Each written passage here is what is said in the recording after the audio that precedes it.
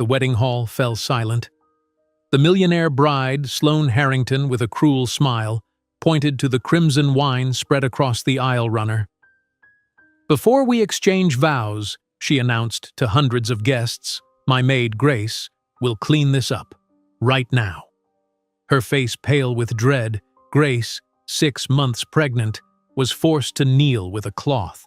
What she didn't know was that this public humiliation would make the groom do the unthinkable and spark the beginning of her greatest dream. But before we dive into the full story, let me know where you're watching from and what time it is. Now subscribe to the channel and let's get started. Would you look at this bathroom? There's still water spots on the mirror. Do I have to do everything myself? Vanessa Parker's voice cut through the quiet morning air of the mansion. Grace Williams kept her eyes down as she reached for the glass cleaner again. "I'm sorry, Miss Parker. I'll fix it right away." "You better.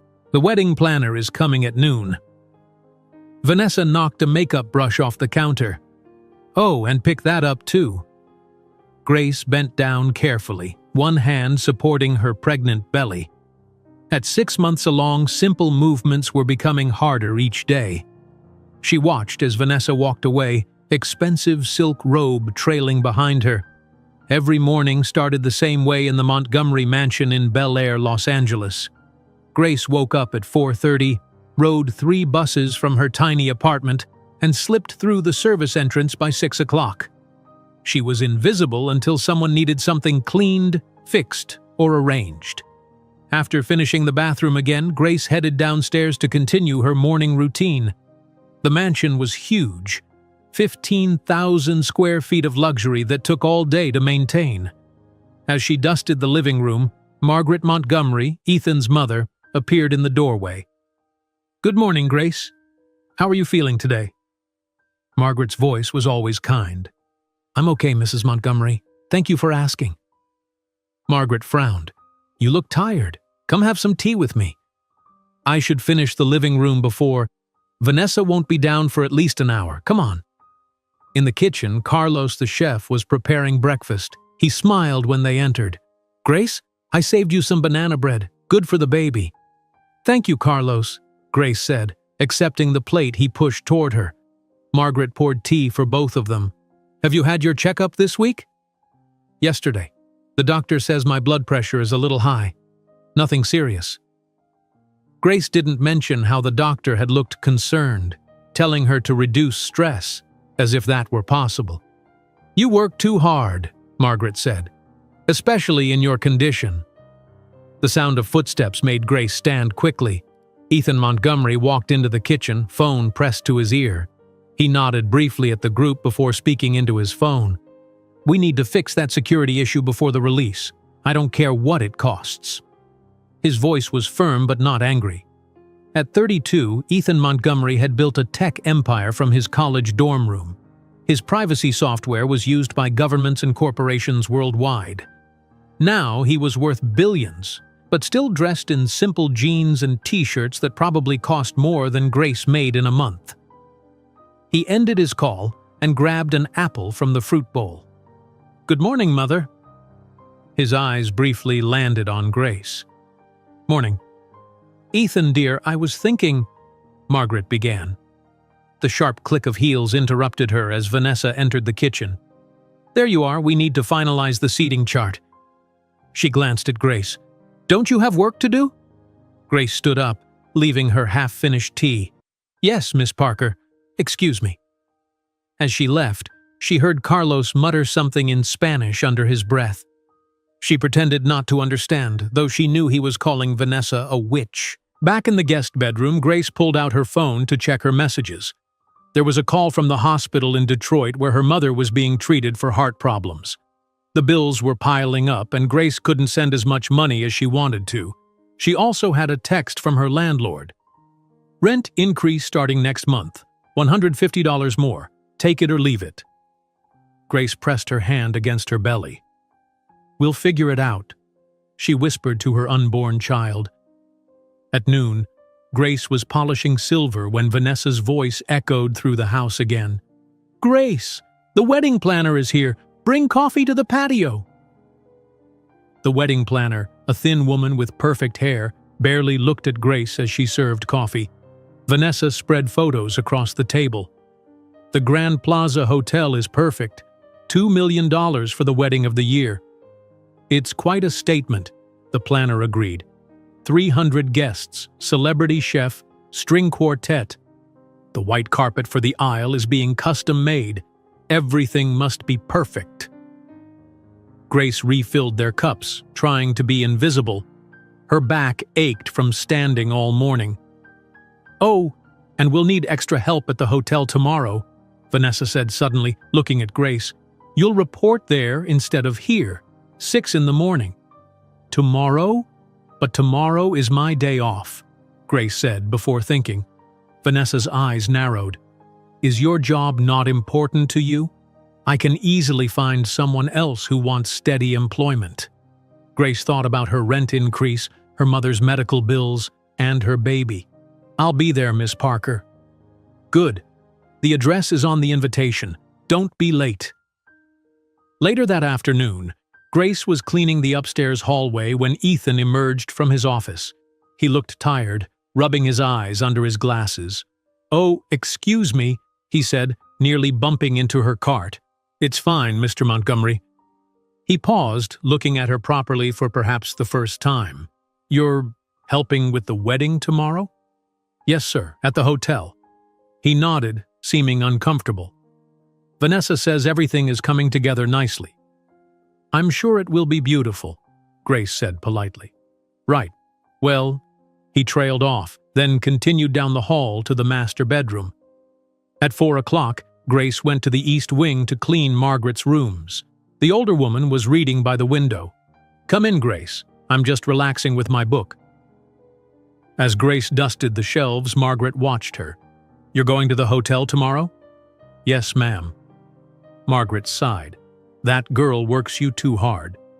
She reached into her desk drawer and pulled out an envelope. "Here, I know things are tight with the baby coming." Grace hesitated. "Mrs. Montgomery, I can't." "You can, and you will. Consider it a gift for my future grandchild." Grace's eyes filled with tears as she accepted the envelope. "Thank you." At the end of her shift, Grace found Carlos in the kitchen preparing dinner. He slipped her a container of food. "For you and the little one. Wedding day tomorrow, yes? You need strength."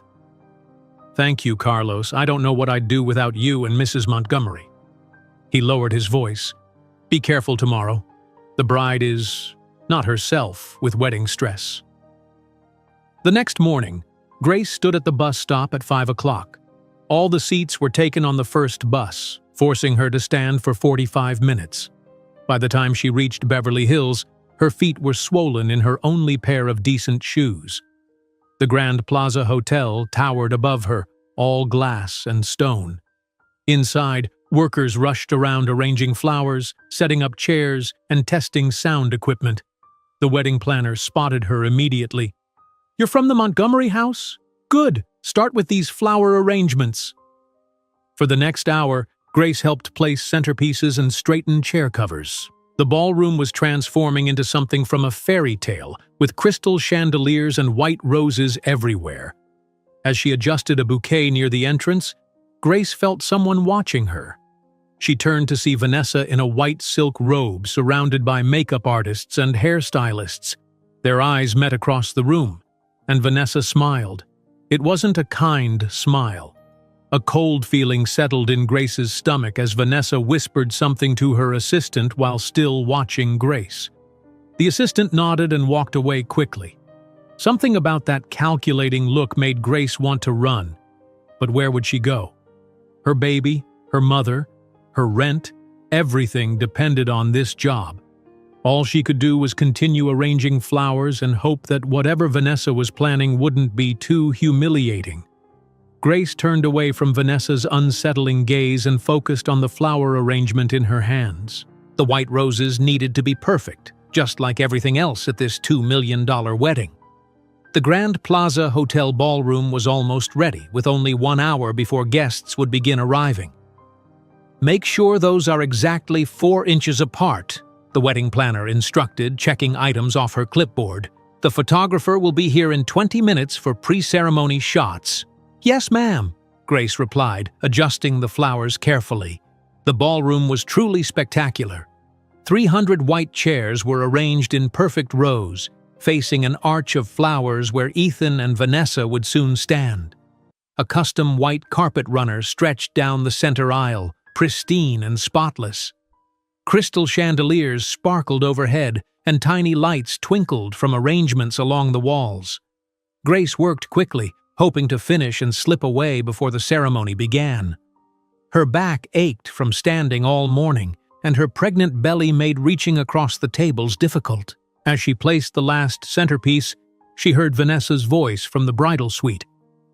"Is everything ready? I need to see the ballroom before guests arrive."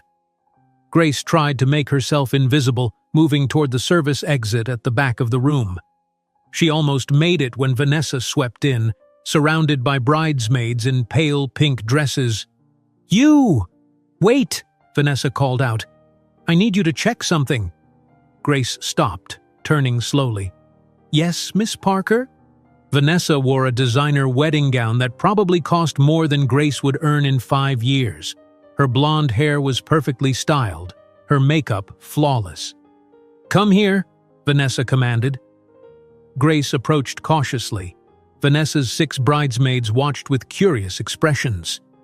"What do you think of my dress?" Vanessa asked, twirling slightly. "It's beautiful, Miss Parker," Grace answered truthfully. Vanessa smiled. "Good. Now I need you to stay for the ceremony." "Stay? But I've finished the flowers, and There might be last-minute things to fix," Vanessa interrupted. "Just stand by the back door. Make yourself useful." One of the bridesmaids whispered something, and several of them giggled. "The guests are arriving," the wedding planner announced, hurrying into the room. "Everyone to their places." The next hour passed in a blur of activity. Grace stood by the service door as instructed, watching as the ballroom filled with Los Angeles' wealthiest and most powerful people. Tech executives, movie stars, and politicians took their seats, admiring the decorations as they waited. At the front of the room, Ethan stood with his best man, Devon. Ethan looked handsome in his tuxedo, but slightly uncomfortable with all the attention. He kept checking his watch and adjusting his tie. "It's time," the wedding planner whispered into her headset. "Music start." The string quartet began playing and the ballroom fell silent. The bridesmaids processed down the aisle one by one, followed by a flower girl who scattered rose petals on the white carpet. Grace watched from her corner, thinking this would soon be over. Then she could go home, put her swollen feet up, and forget about Vanessa Parker for 2 blissful days. The wedding officiant took his place under the flower arch. "Please stand for the bride," he announced. Everyone rose. The music changed to the traditional wedding march. All heads turned toward the door where Vanessa would enter. But nothing happened. After 30 seconds of awkward silence, whispers began to spread through the crowd. The wedding planner rushed to the bridal suite. Moments later, she returned with Vanessa, who appeared perfectly calm. "Sorry for the delay," Vanessa announced loudly. "I just noticed a small problem that needs fixing." She walked halfway down the aisle, stopped, and reached for a glass of red wine from a nearby server's tray. With deliberate slowness, she turned the glass over, spilling dark red liquid across the pristine white carpet. Gasps echoed through the ballroom. The wedding planner's face went pale. "Oh dear," Vanessa said, her voice artificially sweet. "What a terrible accident. We can't have a wedding with a stained aisle, can we?" She looked directly at Grace and smiled. "Fortunately, we have our maid here to clean it up." Grace felt every eye in the room turn toward her. Her heart pounded so hard she could barely hear. Vanessa walked to the officiant and took the microphone from his hand. "Before we continue with our ceremony, our maid will clean this mess." Her voice echoed through the ballroom. "On her knees." The room went completely silent. Grace remained frozen by the back door, unable to believe what was happening. "Come on," Vanessa prompted, gesturing impatiently. "Everyone is waiting." Grace looked desperately around the room. Security guards stood at every exit. Margaret Montgomery was nowhere to be seen. Carlos was probably in the kitchen, unaware of what was happening. With no choice, Grace slowly walked forward. 300 pairs of eyes followed her movement. Some guests looked uncomfortable, but no one spoke up. Others had phones out, recording the moment. When she reached the wine stain, Vanessa handed her a small towel. "Better hurry," she whispered. "You're holding up my wedding." Grace's cheeks burned with humiliation as she lowered herself awkwardly to her knees. At 6 months pregnant, the position was painful and difficult. She began dabbing at the red stain, knowing it would never come out of the white carpet with just a dry towel. "Put more effort into it," Vanessa instructed loudly. "Really scrub." Grace kept her eyes down, focusing on the stain rather than the hundreds of people watching her. Tears threatened, but she blinked them back. She wouldn't give Vanessa the satisfaction of seeing her cry. Near the front, Ethan stood motionless. At first, his expression showed confusion, then dawning realization, and finally horror as he understood what was happening. "Vanessa," he said quietly, "what are you doing?" "Just making sure everything is perfect for our special day," Vanessa replied sweetly, but loud enough for everyone to hear. Grace felt a sharp pain in her abdomen and winced. The stress and awkward position were taking a toll on her body. She continued scrubbing, but the stain only spread further across the white carpet. "This isn't right," someone murmured from the third row. Several guests shifted uncomfortably in their seats. Ethan stepped away from his position at the altar. "That's enough," he said, his voice gaining strength. "Stop this right now." Vanessa's smile faltered. "Darling, I'm just trying to—" "No," Ethan interrupted. "I see exactly what you're trying to do." He looked at Grace, still kneeling on the floor, her pregnant belly making the position obviously painful. For the first time, Ethan really saw Grace, not as background staff in his house, but as a human being deliberately humiliated for entertainment. "Are you okay?" he asked, walking toward her. Grace didn't answer, focused on fighting back tears and managing the pain in her abdomen. The room started to spin slightly as she tried to stand up. "Here," Ethan said, reaching down to help her. "Let me help you." "What are you doing?" Vanessa demanded, her voice no longer sweet. "Get back to your place. We have a wedding to finish." Ethan ignored her, supporting Grace's elbow as she struggled to her feet. Her face was pale and she swayed slightly. "Do you need to sit down?" he asked quietly. Grace nodded, unable to speak past the lump in her throat. "Ethan Montgomery." Vanessa's voice cut through the room like ice. "What do you think you're doing? Leave the help alone and get back here." Ethan turned to face his bride, still supporting Grace with one hand. The look on his face made several guests gasp. "There will be no wedding today," he said, his voice calm but firm. "What?" Vanessa shrieked.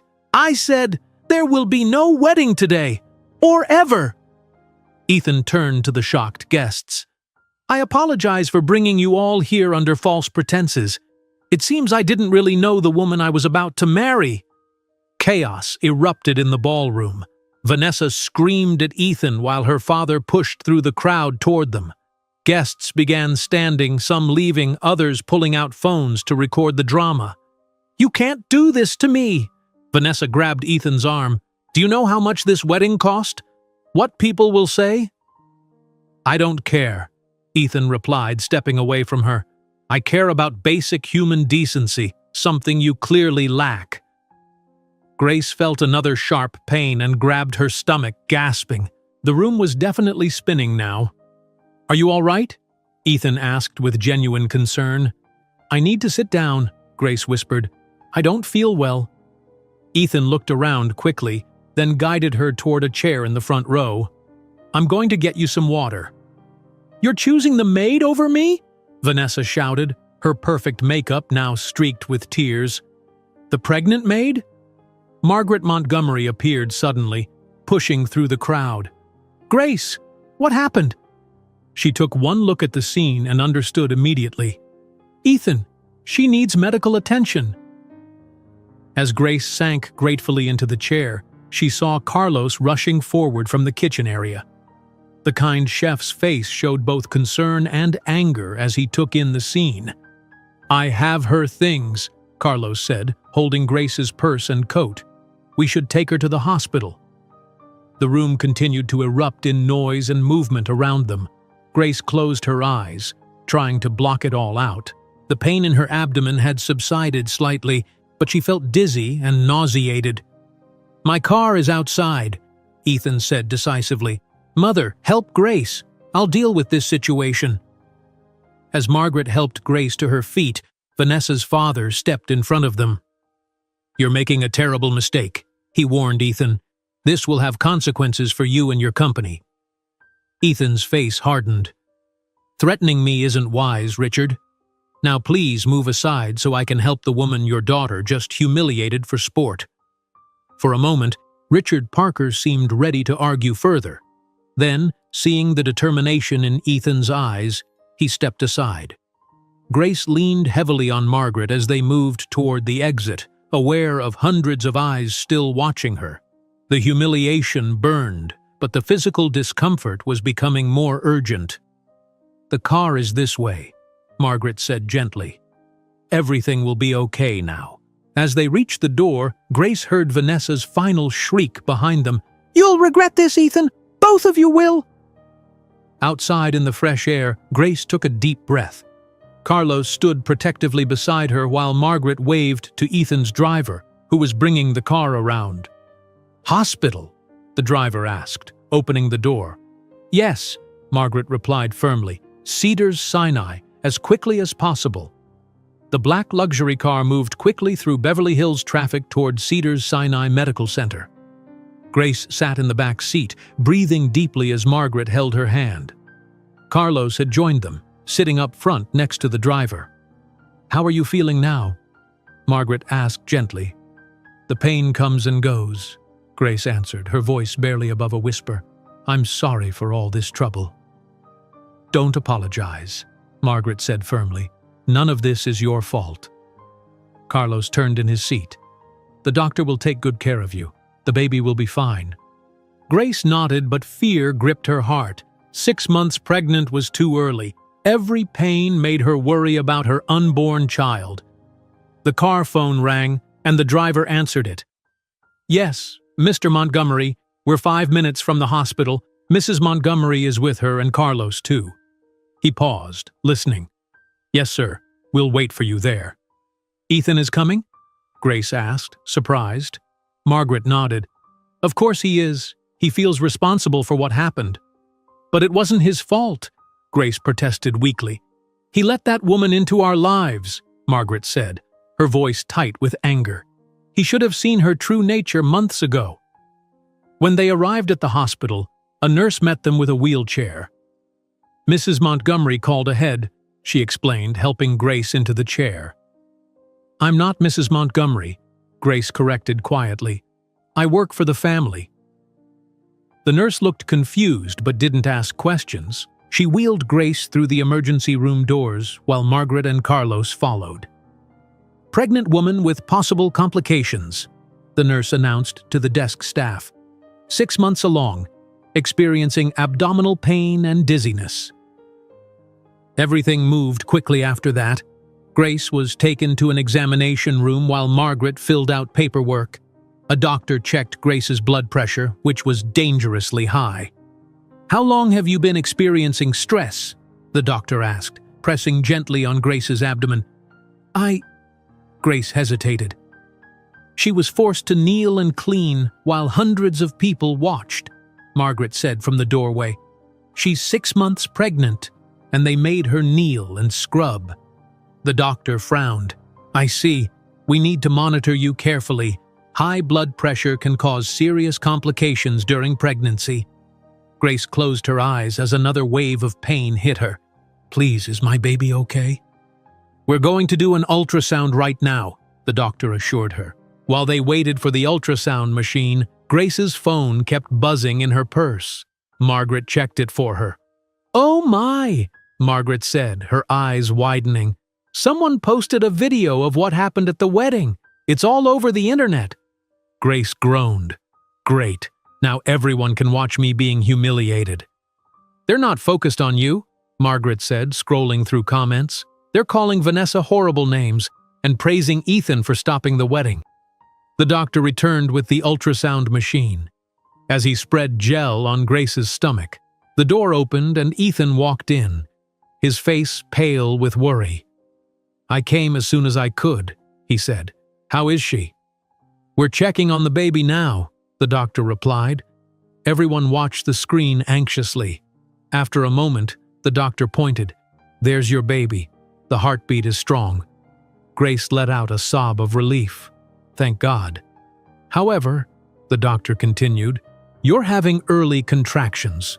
Not labor yet, but concerning. We need to stop them." He turned to look at Grace seriously. "You need complete rest and zero stress. Otherwise, this baby could come dangerously early." Ethan stepped forward.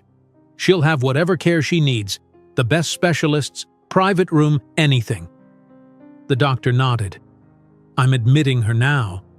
We'll start medication to stop the contractions and monitor both mother and baby." When the doctor left to arrange the admission, an uncomfortable silence filled the room. Grace had never been alone with both Ethan and Margaret before.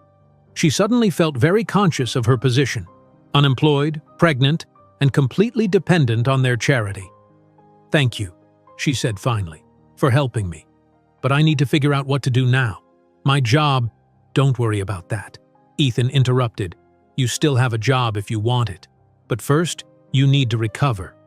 "Ethan," Margaret said sharply, "she can't go back to cleaning that house in her condition." Before Ethan could respond, a nurse entered with admission paperwork. "We have a room ready upstairs, private room as requested."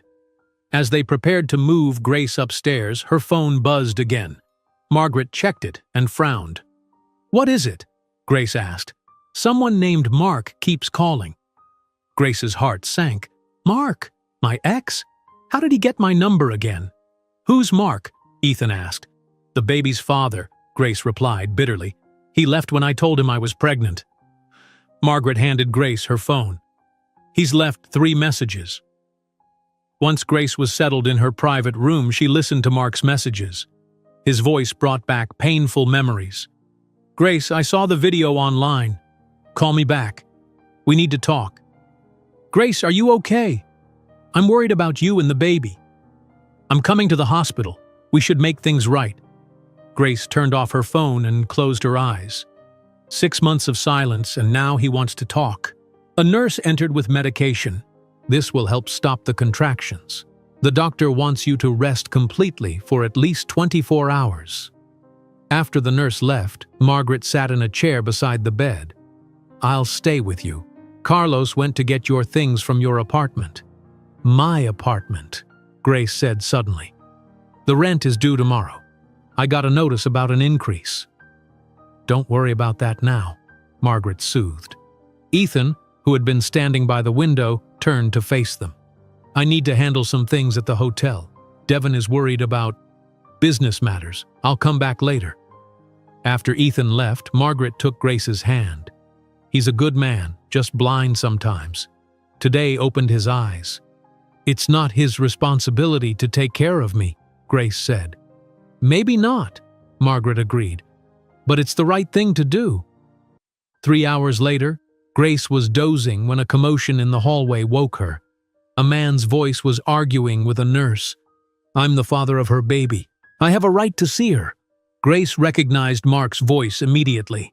Margaret stood up, moving protectively toward the door. "I'll handle this," she said firmly. Before Margaret reached the door, it opened. Mark stood there, looking exactly as Grace remembered, handsome in a careless way with dark hair and a charming smile that had once made her heart race. "Grace," he said, stepping into the room, "I've been so worried." "How did you find me?" Grace asked coldly. "The video has your name in it. Someone tagged you." He moved closer to the bed. "When I saw what happened, I realized I've made a terrible mistake." "Just now, after seeing a viral video?" Grace's voice shook with anger. Not 6 months ago when I told you I was pregnant and you said, and I quote, 'That's not my problem.'" Mark had the decency to look ashamed. "I was scared. I wasn't ready to be a father. And I wasn't ready to be a single mother, but here we are." Margaret cleared her throat. "Perhaps you should leave and come back when Grace is feeling better." Mark glanced at Margaret, then back at Grace. "Who's this? Your mother? Mrs. Montgomery is my employer, or was." Grace felt tears threatening again. Everything was falling apart around her. The door opened again, and Ethan walked in carrying a small overnight bag. He stopped when he saw Mark. "What's going on here?" Ethan asked. Mark looked Ethan up and down, taking in his expensive clothes and confident stance. "Who are you?" "I'm Ethan Montgomery, and you are?" "Mark Miller, the baby's father." Mark emphasized the last part, staking his claim. The tension in the room was thick enough to touch. Grace felt another pain and winced, placing her hand on her stomach. "Everyone needs to leave," she said firmly. "The doctor said no stress, and all of you are stressing me out." The heart rate monitor beside her bed had increased its beeping. A nurse hurried in, alerted by the change. "Everyone out," the nurse ordered. "The patient needs rest." As they filed out, Grace called, "Margaret, can you stay, please?" Left alone with Margaret, Grace finally allowed herself to cry. "What am I going to do? I have no job, no home I can afford, a baby coming, and now Mark wants to be involved." Margaret stroked Grace's hair gently. "One problem at a time. First, you need to get better. Then we'll figure out the rest." Outside in the hallway, Ethan confronted Mark. "What exactly are your intentions here?" "That's between me and Grace," Mark replied defensively. "If you hurt her again—" "What's it to you?" Mark interrupted. "Why do you care about her so much?" Ethan didn't have a ready answer. Why did he care? He barely knew Grace before today, yet seeing her humiliated had awakened something protective in him. "Just be careful with her," Ethan said finally. "She's been through enough." As Mark left, Ethan's phone rang. It was Devon. "The stock is dropping," Devon said without preamble. "Richard Parker is telling everyone you're unstable. We need damage control immediately." "The wedding video is out there," Ethan replied. "People can see what really happened. Vanessa's giving interviews saying you've been having an affair with the maid. That's why you stopped the wedding." Ethan felt a headache forming. "That's ridiculous. Rich people having affairs with household staff isn't exactly unheard of, Ethan, and you did rush her to the hospital because she's pregnant and in distress, which makes the story even juicier," Devon said. "Look, I believe you, but we need to manage this before the IPO." After ending the call, Ethan sat heavily in a waiting room chair. How had his life changed so completely in just a few hours? This morning he was preparing to marry Vanessa. Now he was defending a pregnant housekeeper he barely knew while his business partner worried about stock prices. When Margaret emerged from Grace's room, she sat beside her son. The nurse gave her something to help her sleep. "Good," Ethan said. "Has she been working for us this whole time? Pregnant and alone?" Margaret nodded. "I tried to tell you about Vanessa's behavior many times. You were always too busy. I'm sorry, Mother. It's not me you should apologize to." When Grace woke hours later, the room was dark except for a small lamp. To her surprise, Ethan was sitting in the chair beside her bed working on a laptop. "Mr. Montgomery?" she said groggily. He looked up. "You're awake. How do you feel?" "Better, I think. Where's your mother?" "I sent her home to rest. Carlos brought some of your things." He pointed to the overnight bag. "He also mentioned you sing to your baby sometimes." Grace blushed, just quietly. "It helps me stay calm." Ethan closed his laptop. "Grace, I want to apologize. I had no idea how Vanessa was treating you. It wasn't your responsibility to know. It was my house. You were my employee." He leaned forward. "I've lived in my own world for too long. Today was educational." Grace studied him curiously. In the soft lamplight, Ethan looked different, less the billionaire boss and more a troubled man facing difficult truths. "What happens now?" she asked.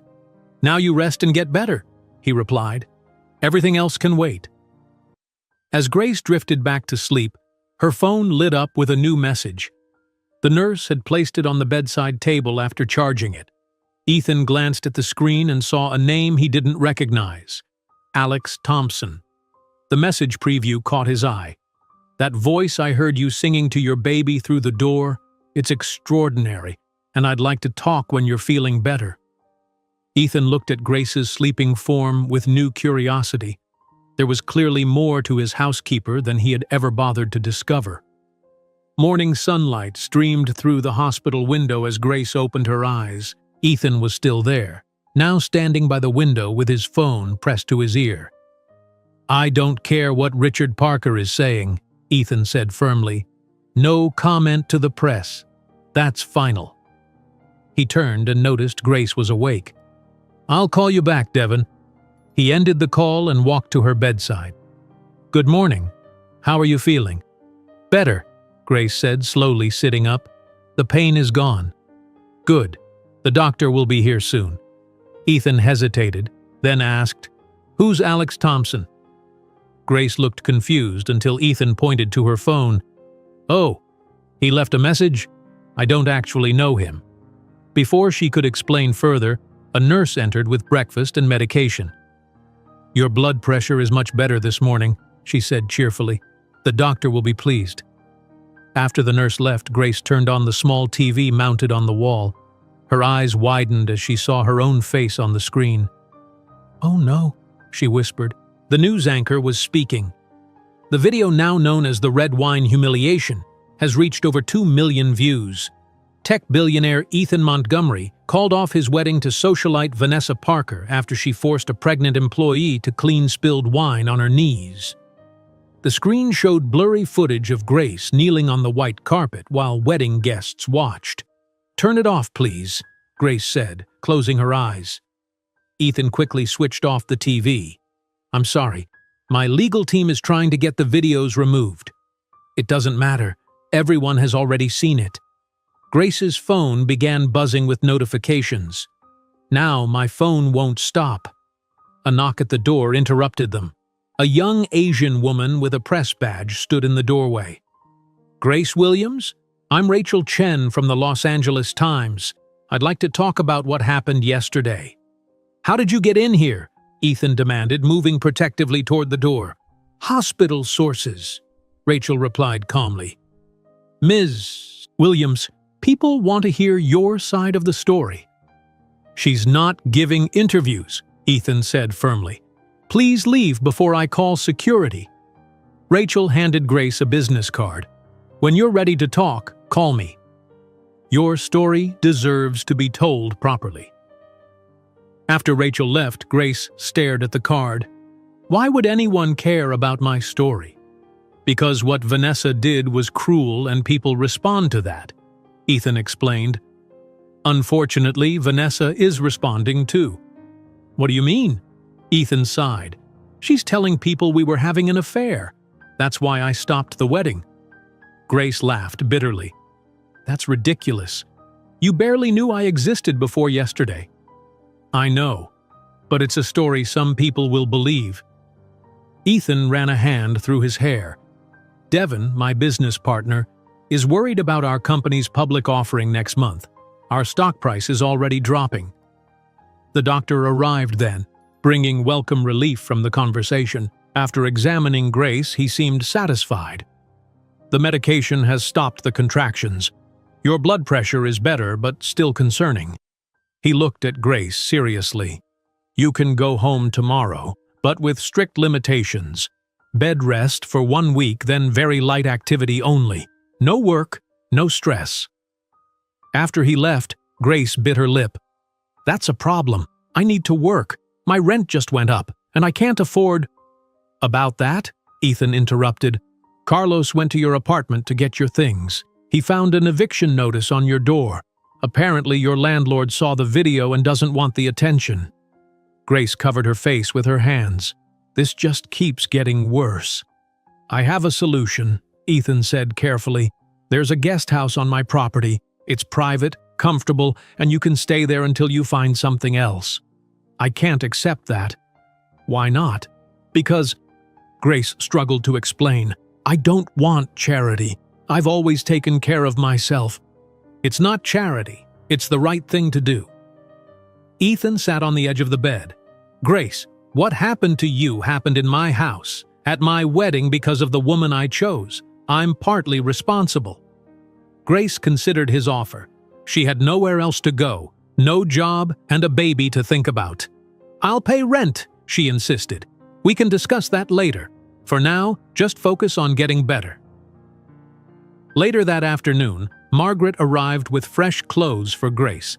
While helping her change, Margaret noticed Grace looking worried. What's wrong, dear?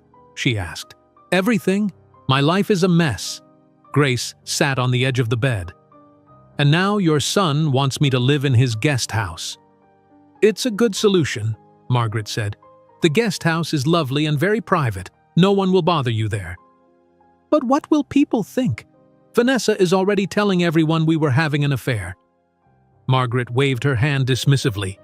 Anyone who knows Ethan knows that's nonsense. He was barely home enough to maintain a relationship with his fiancée, let alone start an affair. This made Grace laugh despite herself. That's true. A new voice spoke from the doorway. I brought food that isn't hospital food. Carlos entered carrying containers that smelled delicious. My special chicken soup. Good for mother and baby. Carlos, you're a lifesaver, Grace said gratefully. As they ate, Carlos seemed unusually quiet. Finally, he set down his spoon and pulled out his phone. I need to show you both something. He looked at Grace. I'm sorry I didn't say anything sooner. I was afraid of losing my job. He pressed play on a recording. Vanessa's voice filled the room. Make sure the pregnant maid helps at the wedding. I have something special planned. Another voice asked, What are you going to do? Just put her in her place. These people need to remember they're servants, not family. Grace's hands shook as she listened. Carlos had more recordings. Months of Vanessa's cruel comments and plans, including the deliberate wine spill. I've been recording because she threatened to fire me last year, Carlos explained. I needed proof of how she treated staff. Margaret touched his arm. You did the right thing, Carlos. Ethan needs to hear these. Hear what? Ethan asked, entering the room. Carlos played the recordings again. Ethan's face darkened with each new revelation of Vanessa's cruelty. Get these to my lawyer immediately, he said when the recordings ended. And Carlos? Your job is secure. Thank you for your courage. When Carlos and Margaret left to get coffee, Ethan sat beside Grace's bed. I've been blind, he admitted. Not just about Vanessa, but about everything happening in my own home. You were busy building your company, Grace said. That's no excuse. Ethan looked directly at her. Tell me about yourself, Grace. The real you, not just my housekeeper. Grace was surprised by his interest. What do you want to know? Everything. Where you're from, your family, how you ended up in Los Angeles. It's not very exciting, she warned, but began telling him anyway. I grew up in Detroit. My father was a jazz pianist, but he died when I was 12. My mother raised 3 kids alone. That must have been hard. It was. But she made sure we all had music lessons. I got a partial scholarship to UCLA for vocal performance. Ethan looked surprised. You were a music student? Grace nodded. For almost 3 years. Then my mother got sick and I had to drop out to work full-time. That's why Alex Thompson messaged you? He heard you singing? I don't know how. I only sing to the baby when I think no one's listening. Their conversation continued as evening approached. Grace learned that Ethan had also lost his father young and that he'd built his software company from his college dorm room. Despite their different backgrounds, they shared similar experiences of loss and responsibility. As night fell, Devon arrived looking stressed. We need to talk, he told Ethan. Privately. In the hallway, Devon didn't hide his concern. "The Parkers are serious about tanking our stock. Richard has called 3 major investors today suggesting your judgment is compromised." "We have Carlos's recordings now," Ethan reminded him. "That helps, but we need more." Devon lowered his voice. "Look, I support what you did. It was the right thing. But from a business perspective, we need to manage this carefully." When Ethan returned to Grace's room, he found her on the phone. "Yes, tomorrow afternoon works," she was saying. "Thank you, Mr. Thompson." She hung up and explained, "Alex Thompson, he wants to meet about my voice. He's a music producer." "That's wonderful," Ethan said, genuinely pleased for her. "It's probably nothing." Grace tried to temper her own excitement. "But it feels good to think about music again." The next morning, the doctor discharged Grace with strict instructions for her recovery. As they prepared to leave, Mark appeared in the doorway. "I brought these for you," he said, holding out flowers. Grace sighed. "What do you want, Mark?" "To be part of our baby's life." He emphasized "our" while glancing at Ethan. "I've been thinking a lot about my responsibilities." "After seeing me humiliated on video," Grace pointed out. "Not when I told you I was pregnant." "People make mistakes," Mark insisted. "I want to make it right." Before Grace could respond, a nurse arrived with a wheelchair. "Hospital policy for discharge," she explained. As Grace was wheeled toward the exit, Mark followed. "Where are you going? Back to your apartment? I could help you." "That's been taken care of," Ethan said firmly. Mark's eyes narrowed. "By you? Is what Vanessa's saying true?" "No," Grace snapped. "And it's none of your business where I'm staying." Outside, Ethan's driver held the car door open. Grace settled into the back seat, relieved to escape the hospital and Mark. As they drove through Los Angeles toward Bel Air, Grace stared out the window, thinking about how quickly her life had changed. 3 days ago, she was invisible, just a housekeeper no one really saw. Now, her face was on the news. She had a meeting with a music producer, and she was going to live in a billionaire's guest house. "Are you okay?" Ethan asked, noticing her silence. "Just thinking about how strange life is," she replied. When they arrived at Ethan's estate, he led Grace to the guest house. It was a beautiful small home, separate from the main mansion, with its own garden and entrance. "This is bigger than my entire apartment," Grace said as she stepped inside. The interior was elegantly furnished with a living room, kitchen, bedroom, and office. Fresh flowers sat on the dining table and the refrigerator was fully stocked. "Carlos prepared some meals for you," Ethan explained. "Everything you need should be here."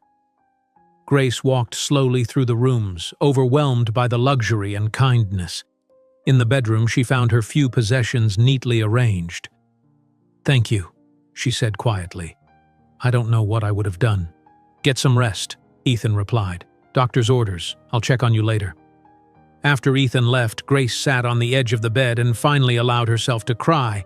Not from sadness this time, but from relief and lingering shock at how completely her life had changed in just 3 days. As she wiped her tears, her phone buzzed with a text message from an unknown number. "I know where you're staying and Vanessa wants you gone, permanently." Grace stared at the message, her moment of peace shattered by a new fear. Grace's hands trembled as she stared at the threatening message on her phone. Instinctively, she placed one hand over her belly as if to protect her unborn child. She needed to tell someone right away. She called Ethan, who answered immediately. "Is everything all right?" he asked. "No," Grace said, her voice shaking.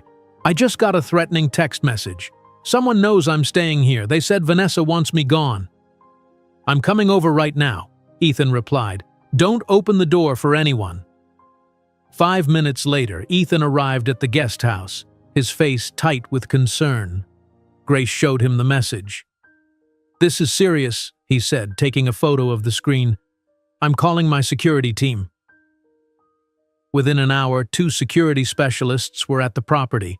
The taller one, Mike, walked around the guest house checking doors and windows, while the other, Jim, installed small cameras near the entrances. We'll have someone on the property 24 hours a day, Mike explained. No one will get near this guest house without us knowing. Is this really necessary? Grace asked, feeling overwhelmed. Yes, Ethan said firmly. We don't know if this is just intimidation or an actual threat, but we're not taking chances. Margaret arrived as the security team was finishing. I came as soon as I heard, she said, hugging Grace. You should consider getting a restraining order against Vanessa. I don't want more attention, Grace sighed. The news is already full of stories about me. Speaking of attention, Margaret said, there's a man named Alex Thompson at the front gate. He says he has an appointment with you. Grace checked the time. Yes, he's the music producer. I forgot he was coming today. Are you sure you're up for this? Ethan asked. You just got home from the hospital. I need to think about my future, Grace said. If there's any chance music could be part of it again, I want to explore that. When Alex Thompson arrived, he wasn't what Grace expected. Instead of a slick Hollywood type, he was a friendly man in his 50s with kind eyes and a warm smile. Thank you for seeing me, he said, setting down a small recording device. I was visiting a friend at the hospital when I heard you singing. I couldn't believe such a beautiful voice belonged to someone who wasn't already recording professionally. Grace blushed. I used to study vocal performance, but that was years ago. Talent doesn't disappear, Alex said.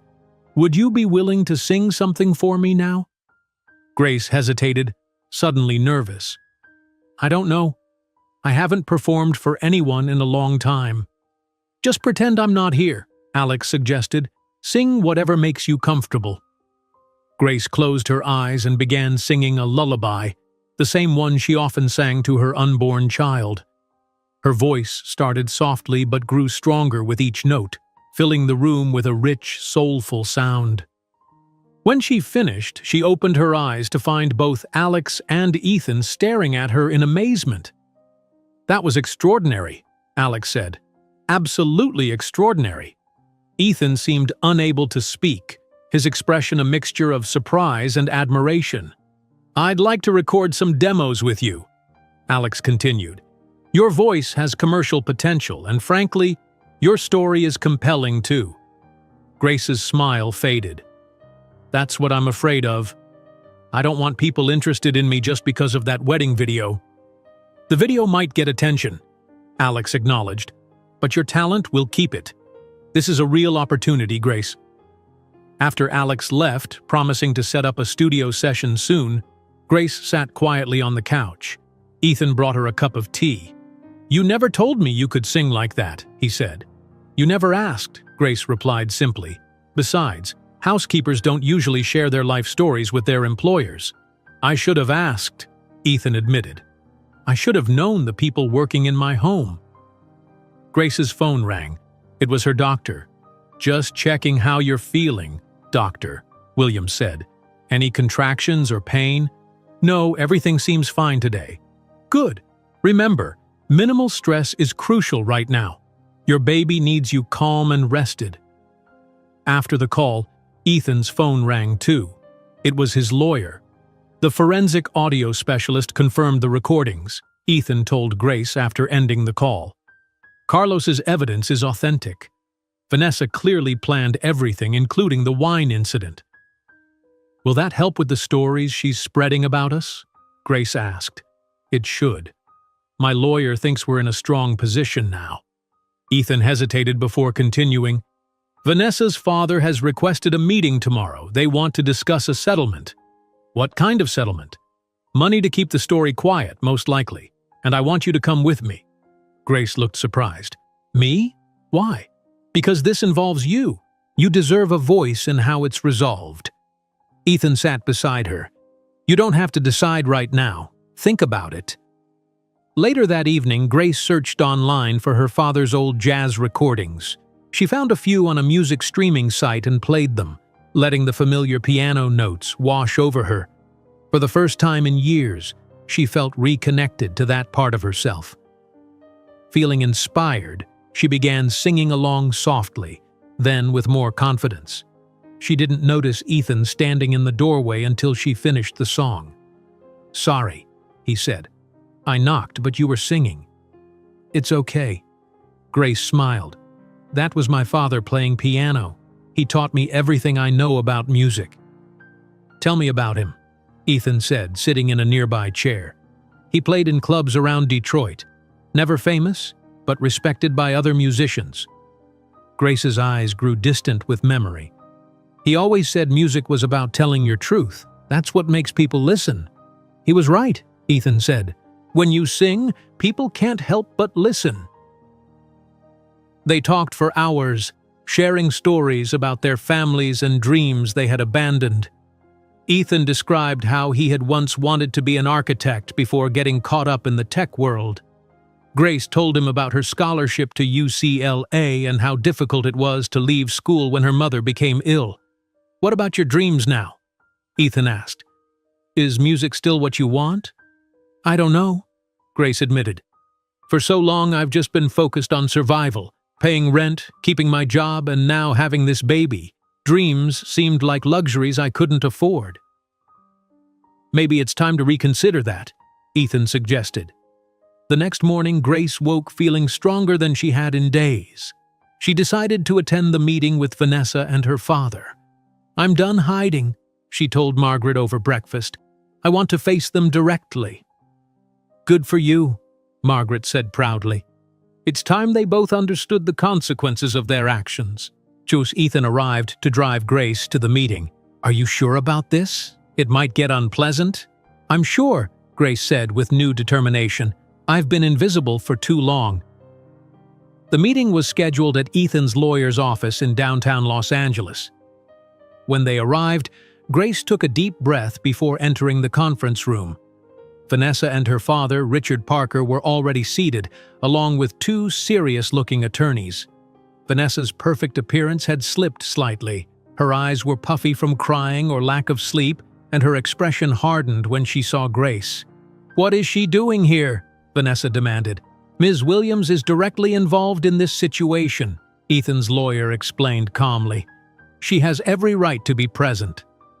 Richard Parker, a tall man with cold eyes, spoke next. "Let's get to the point. We have a settlement offer that would benefit everyone." Ethan's lawyer opened a folder. "Please proceed. $1 million in exchange for a non-disclosure agreement from both of you," Richard stated. "Additionally, Ethan will make a public statement taking responsibility for the failed wedding, citing cold feet or personal issues, nothing that mentions the incident with Ms. Williams." "And what about the videos already online?" Ethan asked. "We have a PR team working on that," Richard replied. "With enough pressure, most sites will remove them." Grace listened quietly, trying to maintain her composure. $1 million was more money than she could imagine, but something felt wrong about the offer. "What exactly would the non-disclosure agreement prevent me from discussing?" she asked. Vanessa's lawyer answered, "Everything related to the wedding incident and your employment in the Montgomery household." "So, I couldn't tell my own story? Ever?" "That's correct," the lawyer confirmed. "And if I refuse?" Grace asked. Vanessa smiled coldly. "I've already contacted every household staffing agency in Los Angeles. No one will hire you. Either sign the agreement and take the money or leave the city. Those are your options." Grace felt her heart pounding. This was the moment to either accept defeat or stand up for herself. Before she could respond, Ethan placed a small device on the conference table. "Before we go further, you should listen to this." He pressed play, and Vanessa's voice filled the room. "I can't wait to see her face when I make her clean that wine stain in front of everyone. These servants need to learn their place." Vanessa's face drained of color. "Where did you get that?" "You can't record people without permission." "Carlos made these recordings legally," Ethan's lawyer stated. "They've been authenticated by forensic experts." Ethan played more recordings, each revealing Vanessa's deliberate cruelty and planning. The power in the room had suddenly shifted. "Here's our counteroffer," Ethan said. "Vanessa makes a public apology to Grace and donates $500,000 to a charity supporting single mothers." "That's ridiculous." Richard Parker slammed his hand on the table. "We won't be blackmailed."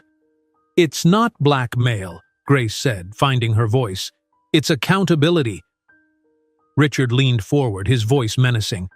"Do you understand who you're dealing with? I can destroy your company's public offering with one phone call, Ethan. My bank has connections to every major investor in tech." Ethan remained calm. "Are you threatening me, Richard?" "I'm stating facts. Either accept our original offer or face the consequences." The meeting ended in a stalemate, with both sides refusing to back down. As they left the building, Grace felt strangely empowered despite the threats. "Are you okay?" Ethan asked as they walked to his car. "Yes," Grace replied. "For the first time in a long time, I feel like I stood up for myself." "You did," Ethan smiled at her, "and you were impressive." When they returned to the guest house, Grace found a message from Alex Thompson. He had scheduled her first recording session for the following week. "It's happening," she told Ethan excitedly. "I'm actually going to record in a professional studio." "That's wonderful," Ethan said. "It's a concrete step toward independence." Later that evening, Grace sat on the patio, singing softly to herself and her unborn child. The melody was new, something forming in her mind about dignity and strength. From the main house, Ethan watched her through the garden, struck by how different she looked now compared to the invisible housekeeper he had barely noticed before. There was a growing confidence in her posture and a clarity in her eyes that captivated him. He realized with sudden clarity that his feelings for Grace were developing into something deeper than guilt or responsibility. The thought both thrilled and terrified him. Grace placed one hand on her belly and whispered, "We're done being invisible." The morning of the settlement meeting arrived bright and clear. Grace dressed carefully in the most professional outfit she owned, a simple navy blue dress with a light jacket. She wanted to look confident, even though her stomach was filled with nervous butterflies. Ethan arrived at the guest house at 9:30. "Ready for this?" he asked. "As ready as I'll ever be," Grace replied, picking up her purse. "You don't have to do this," Ethan reminded her. "My lawyers can handle it." Grace shook her head. "I need to be there. I need to look Vanessa in the eye." The law office was located in a tall glass building in downtown Los Angeles. Grace stared out the car window as they drove, watching the city streets pass by. Her life had changed so completely in just 1 week that sometimes it felt like a dream. "My lawyer called this morning," Ethan said as they drove. "She thinks the Parkers will push hard for a non-disclosure agreement." "They want to silence me," Grace said. "Yes, but remember, you don't have to agree to anything." When they arrived at the law firm, they were shown to a large conference room with a long table and leather chairs. Ethan's lawyer, a woman named Ms. Harrison, greeted them at the door.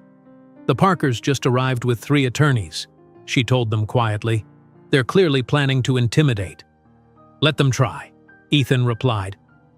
Grace took a deep breath and entered the room. Vanessa sat on one side of the table, wearing expensive designer clothes and dark sunglasses that she didn't remove. Her father, Richard Parker, sat beside her, his face stern and cold. 3 men in suits sat with them, arranging papers and whispering to each other. "Mr. Montgomery, Mississippi Williams," Richard Parker said, not bothering to stand. "Let's get this over with." Everyone took their seats. Grace could feel Vanessa staring at her from behind the dark glasses. "We have prepared a reasonable settlement agreement," one of the Parker attorneys began, sliding documents across the table. "My clients are willing to be generous despite the embarrassment and financial losses they've suffered." Ms. Harrison reviewed the papers carefully. $1 million in exchange for complete silence and a public statement from Mr. Montgomery accepting blame for the failed wedding. "That seems fair," Richard said, "considering the alternatives." "What alternatives?" Ethan asked. "A lengthy and public legal battle that would harm everyone involved," Richard replied, "particularly your company's upcoming public offering." Grace looked at the settlement amount. $1 million. More money than she could ever imagine. Money that would solve her problems, pay for her mother's medical bills, provide for her baby. There's also a separate agreement for Ms. Williams, another attorney said, sliding a different document toward Grace. $200,000 in exchange for her signature on this non-disclosure agreement. Grace picked up the paper and read it slowly. The legal language was confusing, but the meaning was clear. She would never be allowed to speak about what happened at the wedding or during her employment with the Montgomery family. "What happens if I don't sign this?" Grace asked. Vanessa removed her sunglasses, revealing eyes red from either crying or lack of sleep. "Then good luck finding another job in this city." Her voice was cold. "I've contacted every household staffing agency in Los Angeles. No one will hire you." "Is that a threat?" Ms. Harrison asked sharply. "It's a fact," Vanessa replied. "Either sign and take the money or leave Los Angeles. Those are your options." Grace stared at the document in her hands. $200,000 would change her life. But at what cost? "Before we go any further," Ethan said calmly, "I think you should listen to something." He placed a small device on the table and pressed play. Vanessa's voice filled the room. "Make sure that pregnant maid is at the wedding. I have something special planned for her." Another voice. "What are you going to do?" "Put her in her place. I'm going to spill wine on the carpet and make her clean it. On her knees, in front of everyone." Vanessa's face drained of color. "Turn that off. You can't record people without permission." "Carlos made these recordings legally," Ms. Harrison explained. "California law allows recording conversations if there's evidence of criminal activity or wrongdoing." "This is ridiculous," Richard Parker said. "A disgruntled employee making fake recordings." "They've been authenticated by forensic experts," Ethan interrupted. "We have months of recordings showing a pattern of deliberate cruelty and harassment. More recordings played." Vanessa calling Grace horrible names. Vanessa telling Carlos to give Grace extra work because pregnant women need to learn their place. Vanessa laughing about planning the wedding incident. Grace watched Vanessa's face change from shock to anger to fear as the recordings continued. For once, Vanessa was the one feeling exposed and vulnerable. "Now," Ethan said when the recordings ended, "let's discuss our terms."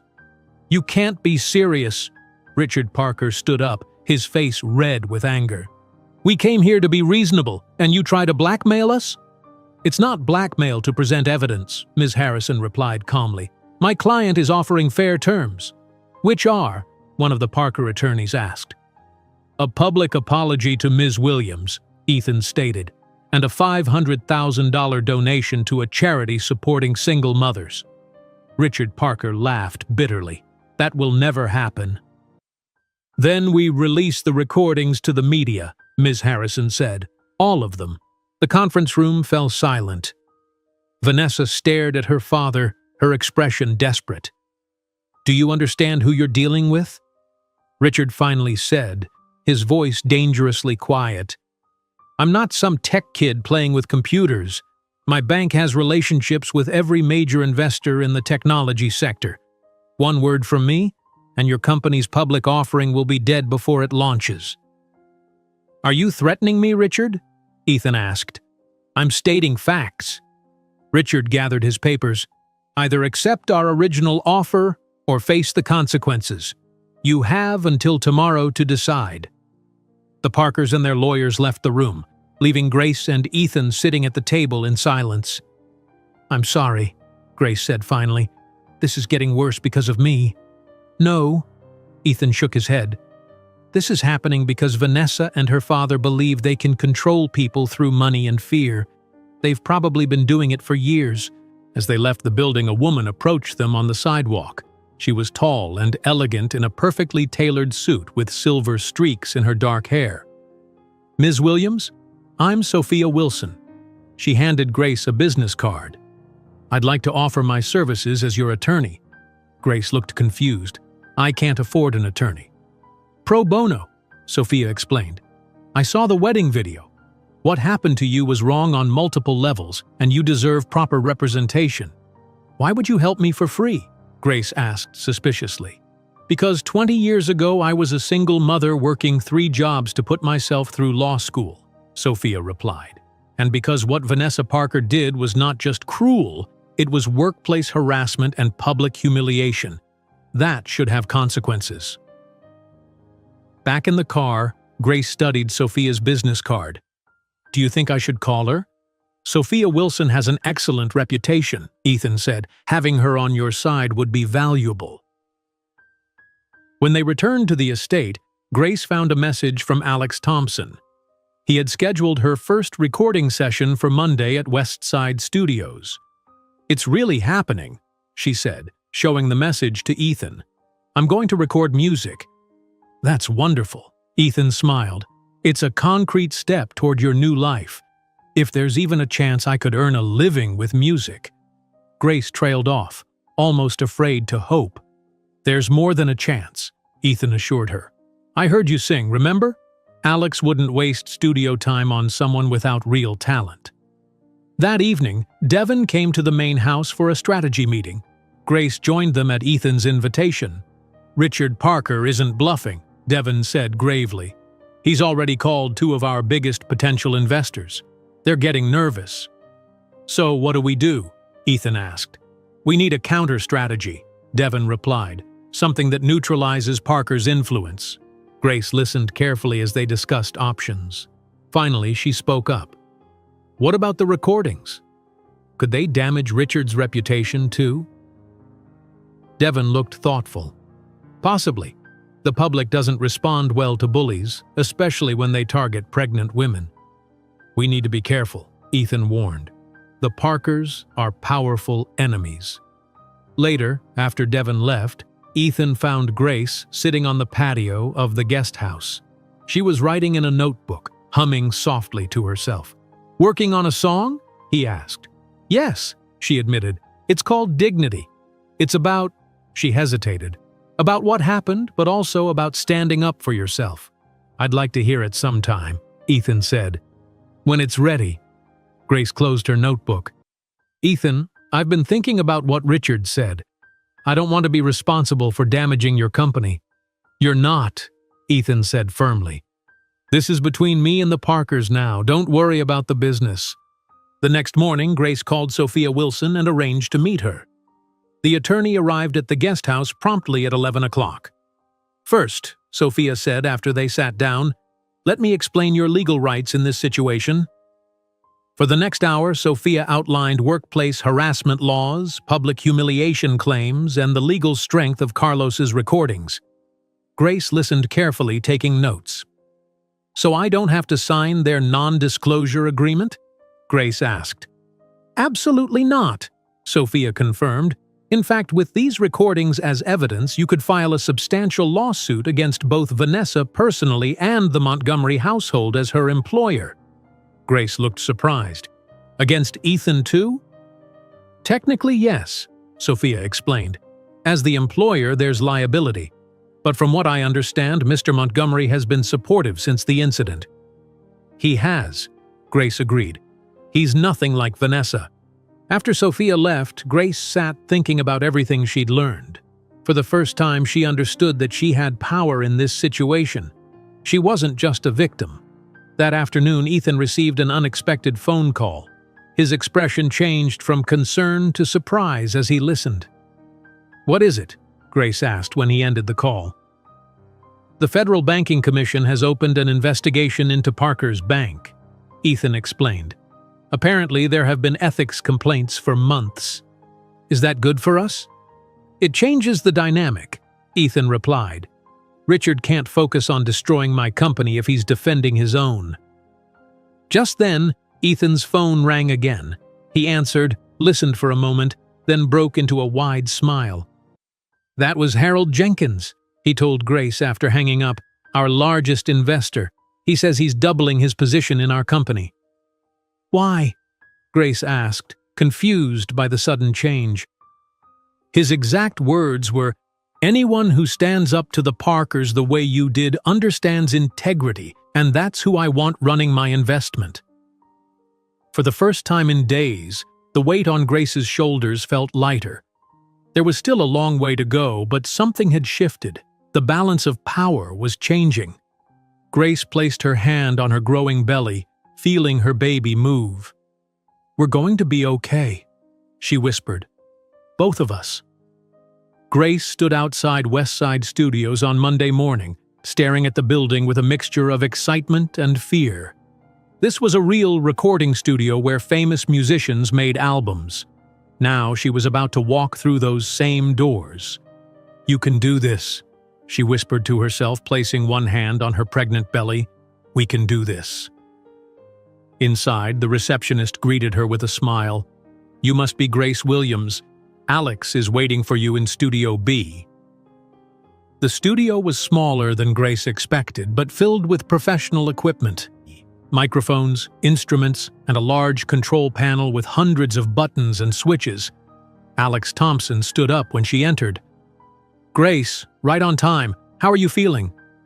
"Nervous," she admitted. "It's been years since I sang for anyone except my unborn baby." Alex smiled kindly. "Don't think about it as performing. Think about it as sharing your voice. We'll start simple." He introduced her to two session musicians, a pianist named David and a guitarist named Sam. "I've chosen a few songs that might suit your voice," Alex explained. "We'll try them and see what feels right." The first hour was difficult. Grace's voice shook with nerves and she kept stopping to apologize. Alex remained patient. "Let's take a break," he suggested after an especially frustrating attempt. "Talk to me about the music you love." "My father was a jazz pianist," Grace said, relaxing slightly. "I grew up listening to Ella Fitzgerald, Billie Holiday, Sarah Vaughan." "That explains your vocal style," Alex nodded. "Let's try something in that direction." When they began again, Alex played a simple jazz standard. Grace closed her eyes, imagining her father at the piano. Her voice found its strength, rich and emotional, filling the studio with sound. When she finished, Alex was beaming. "That's it! That's the voice I heard at the hospital. Beautiful, authentic, full of feeling." For the next 2 hours, they recorded several songs.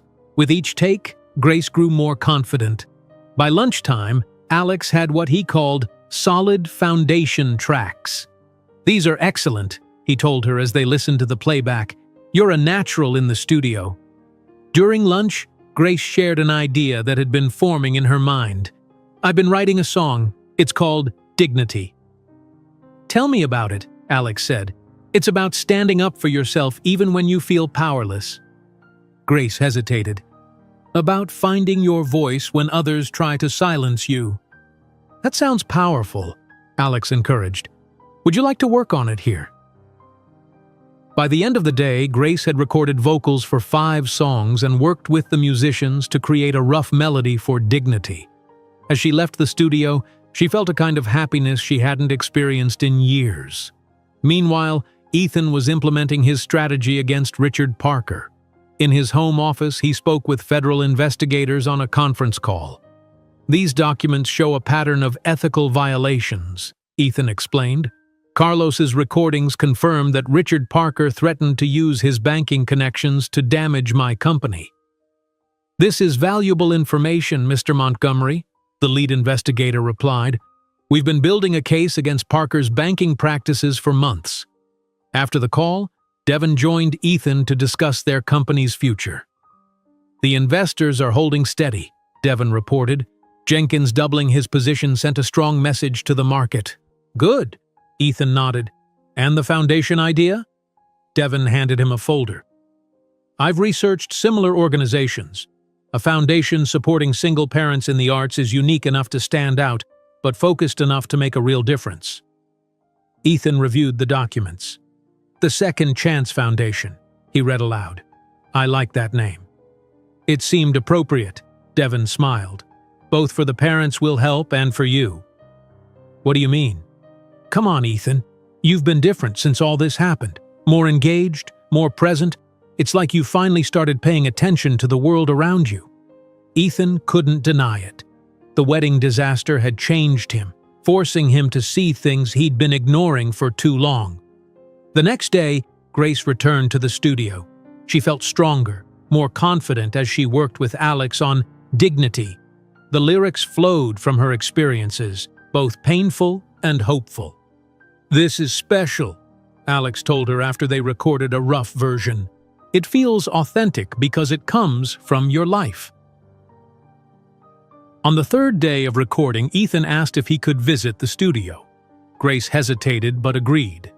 "Just be warned, it's not very exciting to watch," she said. "Mostly me singing the same parts over and over." When Ethan arrived at West Side Studios, Alex showed him to the control room where he could watch through the glass as Grace recorded. From the first note, Ethan was transfixed. This was a completely different Grace from the quiet housekeeper he had barely noticed for months. Her voice was powerful, emotional, and undeniably beautiful. She commanded the space, working with the musicians as an equal, suggesting changes to the arrangement with confidence. During a break, Alex joined Ethan in the control room. "She's incredible," Ethan said. "I had no idea." "Some voices just have that special quality," Alex agreed. "Grace has it, and her song Dignity could be a breakthrough hit with the right promotion." When the session ended, Grace came into the control room, her face flushed with creative energy. "What did you think?" she asked Ethan. "I think you've been hiding an extraordinary talent," he replied honestly. "Your voice is amazing." Grace smiled but suddenly winced and pressed a hand to her side. "Are you okay?" Ethan asked immediately. "Just a small pain," Grace assured him. "The baby's been active today." But 20 minutes later, during the final recording of the day, Grace stopped suddenly in the middle of a song. Her face went pale and she doubled over with a gasp of pain. "Grace!" Alex rushed into the studio as Ethan followed. "Something's wrong," Grace whispered, clutching her stomach. "It hurts." "We need to get her to the hospital," Ethan said firmly. "Now." At Cedars-Sinai, Dr. Williams examined Grace with a concerned expression. "You're having contractions," she explained. "Not labor yet, but your body is showing signs of stress. Your blood pressure is elevated again." "Is the baby okay?" Grace asked fearfully. "For now, yes, but we need to be cautious." Dr. Williams looked at Grace seriously. "I'm putting you on modified bed rest. No more studio sessions, no stress, minimal physical activity." "But the recording," Grace protested weakly. "Is not worth risking your health or your baby's," Dr. Williams said firmly. "You're at 7 months now. We need to keep this baby inside for at least 4 more weeks." On the drive back to the guest house, Grace was unusually quiet. "We'll figure this out," Ethan assured her. "Maybe Alex can bring recording equipment to you." "It's not just that," Grace sighed. "I was finally doing something that felt right, something for my future. Now I have to stop." "Not stop," Ethan corrected. "Just adapt." The next day, Alex visited the guest house with a solution. "We can set up a small recording booth right here," he explained, showing Grace a portable system. "It won't be the same as the studio, but we can continue working on your songs." "You'd do that for me?" Grace asked, surprised. "Absolutely.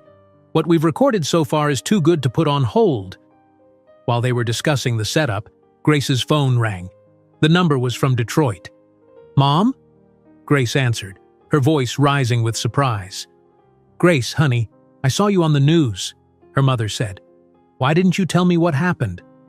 "I didn't want to worry you with your heart condition," Grace explained. "How are you feeling?" "Well enough to be angry about how that woman treated you," her mother replied firmly. "I want to come see you." "Mom, you can't travel in your condition." "My condition has improved and I've already bought a plane ticket.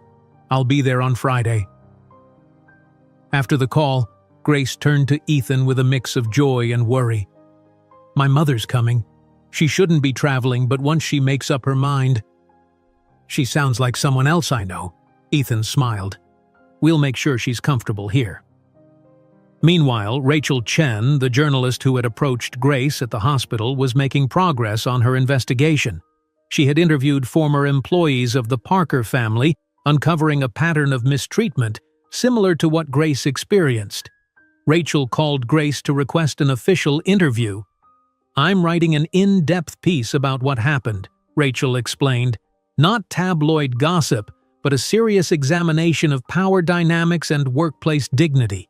Your perspective is crucial." "I need to think about it," Grace replied cautiously. After talking with Sophia Wilson, Grace agreed to the interview with specific conditions. Rachel would not sensationalize her pregnancy or personal life, and Grace would have the right to review quotes before publication. The next day, technicians arrived to set up the recording equipment in the guest house. They converted the small office into a functional vocal booth, complete with soundproofing and professional microphones. "It's perfect," Grace said when they finished. "I can record whenever I feel well enough." That evening, Ethan invited Grace to dinner at the main house to discuss an idea. Margaret and Carlos joined them, creating a warm, comfortable atmosphere that felt strangely like family. "I've been thinking about what happened with Vanessa and how it changed my perspective," Ethan began. "I want to create something positive from this experience." He explained his vision for the Second Chance Foundation, which would provide housing and career development for single parents in the arts. The foundation would offer apartments, childcare, studio space, and mentorship, Ethan explained. It would give talented people like you the support they need to pursue their dreams while raising children. "That's a wonderful idea," Grace said sincerely. "I'd like you to be part of it," Ethan continued, "not just as inspiration but as a board member. Your perspective would be invaluable." Grace was speechless. From invisible housekeeper to recording artist and foundation board member in just 3 weeks? It seemed impossible. "You don't have to decide right now," Ethan added, seeing her hesitation.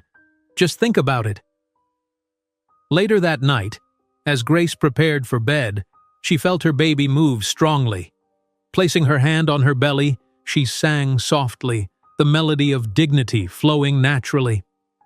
Outside the guest house, Ethan paused on his way back to the main house, listening to Grace's voice through the open window. The sound filled him with emotions he couldn't quite name, but one thing was clear.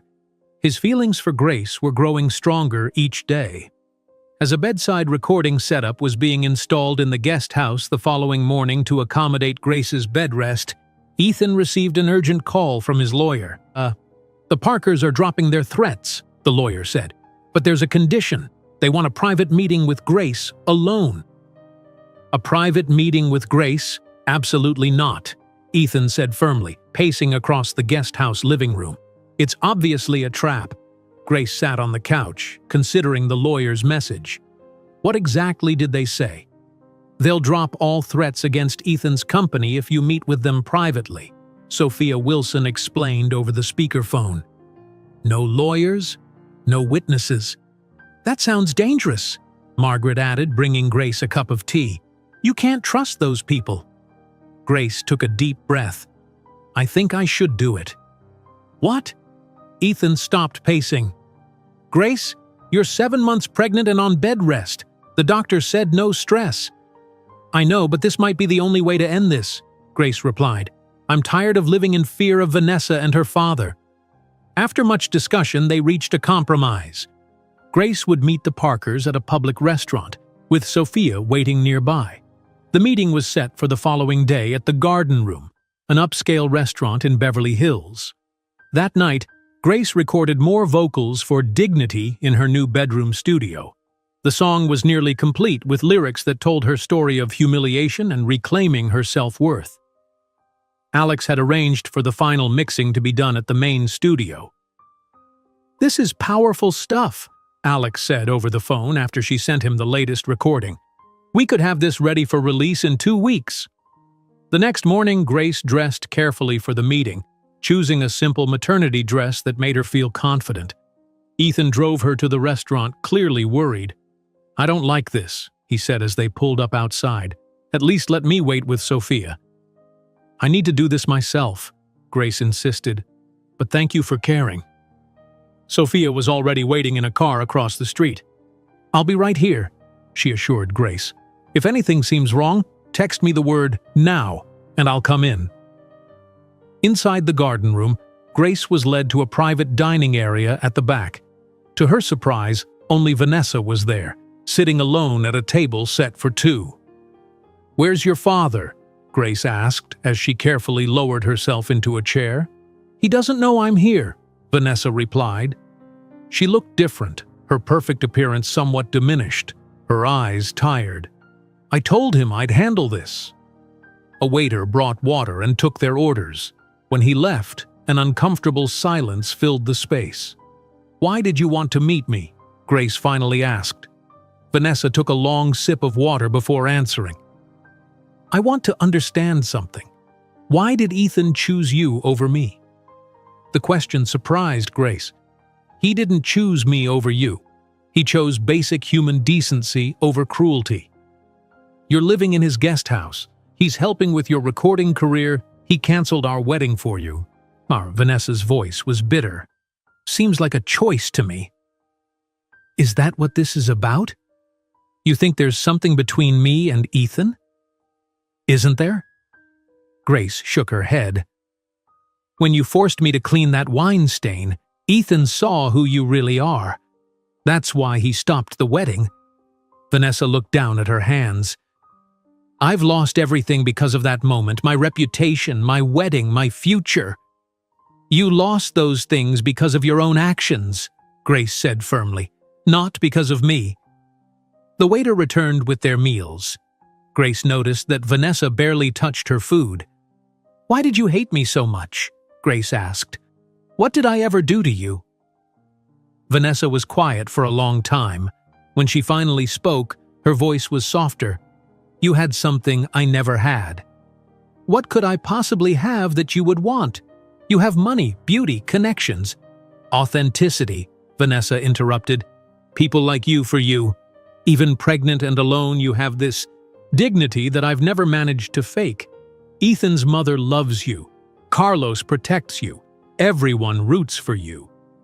Grace was stunned by this admission.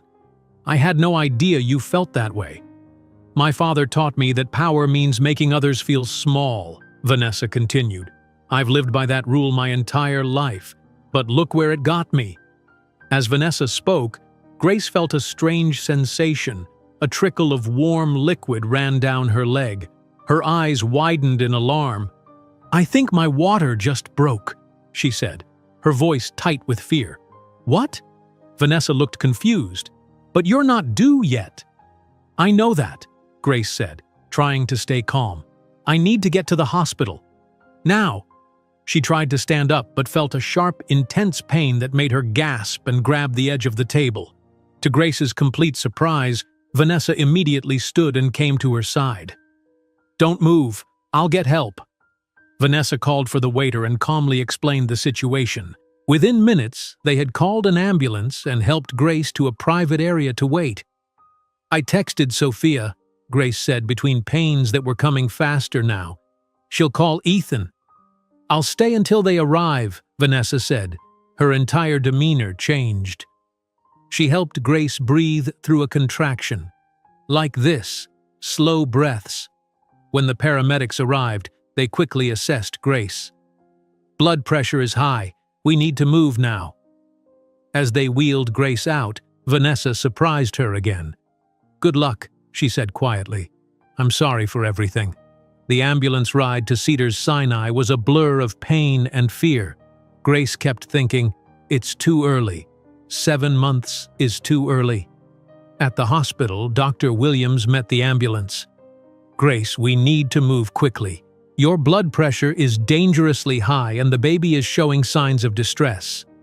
"Am I in labor?" Grace asked. "Yes, but we can't risk a natural delivery. We need to perform an emergency C-section." Grace felt terror wash over her. "Please save my baby," she whispered. As they prepared her for surgery, Sophia arrived. "Ethan is on his way. He was in a meeting across town." "Tell him—" Grace paused as another contraction hit. "Tell him I'm scared." In the operating room, bright lights and masked faces surrounded Grace. Dr. Williams tried to keep her calm while the anesthesiologist prepared the spinal block. "We're going to take good care of you and your baby," Dr. Williams promised. The surgery began, and Grace felt tugging and pressure but no pain. Then something went wrong. The monitors began beeping rapidly. Medical staff spoke in urgent voices. "Blood pressure dropping too fast," someone said. "We need more blood. Type O negative, 2 units. Baby's heart rate is decreasing." Grace felt consciousness slipping away. Her last thought was of her baby, still unnamed, still unmet. In the waiting room, Ethan arrived breathless from running. He found Margaret, Carlos, and Sophia already there. "What's happening?" he demanded. "Complications during the C-section," Sophia explained. "They've taken her into emergency surgery." "The baby?" Ethan asked. "We don't know yet." For the next 2 hours, they waited in terrible silence. Devon arrived, then Alex Thompson, carrying a flash drive. "The final mix of dignity," Alex explained. "I finished it this morning." They listened to Grace's powerful voice filling the waiting room, singing about strength and finding your worth. The song brought tears to everyone's eyes. Finally, Dr. Williams appeared, looking tired but relieved. "The baby is stable. A little girl, 4 pounds 3 ounces. She's in the NICU but breathing on her own, which is excellent for her gestational age." "And Grace?" Ethan asked, his voice breaking. "She lost a lot of blood. There were moments when we nearly lost her," Dr. Williams said honestly. "But she's a fighter. She's in recovery now, still unconscious, but stable." Relief flooded the room. Margaret hugged Carlos while Devon clasped Ethan's shoulder. "Can we see them?" Margaret asked. "The baby, yes. Grace needs more time," Dr. Williams answered. In the neonatal intensive care unit, they stood around a small incubator containing a tiny baby with light brown skin and a surprising amount of dark hair. "She's beautiful," Margaret whispered. Ethan couldn't take his eyes off the small figure. Despite her early arrival, the baby looked perfect. Tiny fingers, rosebud mouth, little nose. Something protective and fierce woke inside him, a feeling he'd never experienced before. Hours passed. They took turns visiting the NICU while waiting for Grace to wake up. Near evening, a nurse came to find Ethan. "She's asking for you," the nurse said. Ethan entered Grace's room quietly. She looked pale and fragile against the white sheets, connected to multiple machines, but her eyes were open. "The baby?" she asked immediately, her voice weak. "She's beautiful and strong," Ethan assured her, taking her hand, "just like her mother." Grace's eyes filled with tears. "I was so afraid. The doctor says you both needed a little help, but you're going to be fine."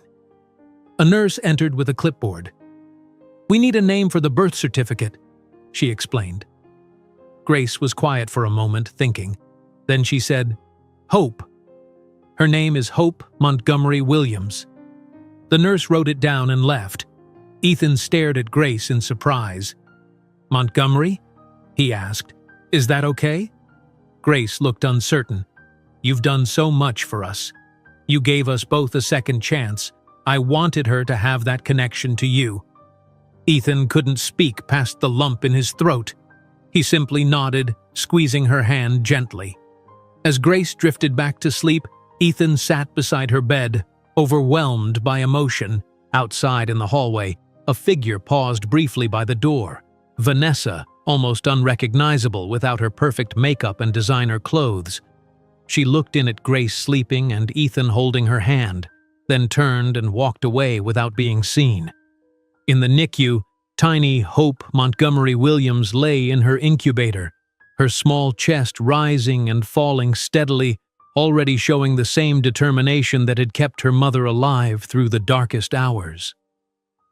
The morning sunlight streamed through the hospital window as Grace slowly opened her eyes. 3 days had passed since Hope's birth, and Grace was finally strong enough to sit up in bed. Ethan stood by the window, talking quietly on his phone. "That's good news," he was saying. "When can she see the baby?" He noticed Grace was awake and quickly ended his call. "Good morning. How are you feeling?" Better, Grace said, her voice still weak. Any news about Hope? Ethan smiled. That was Dr. Williams. She says you can visit the NICU today. Hope is doing well, breathing on her own and starting to gain weight. Tears filled Grace's eyes. I've only seen her once, right after she was born. I want to hold her. You will soon, Ethan promised. The nurses are bringing a wheelchair in an hour. While they waited, a nurse brought Grace's breakfast and helped her sit up.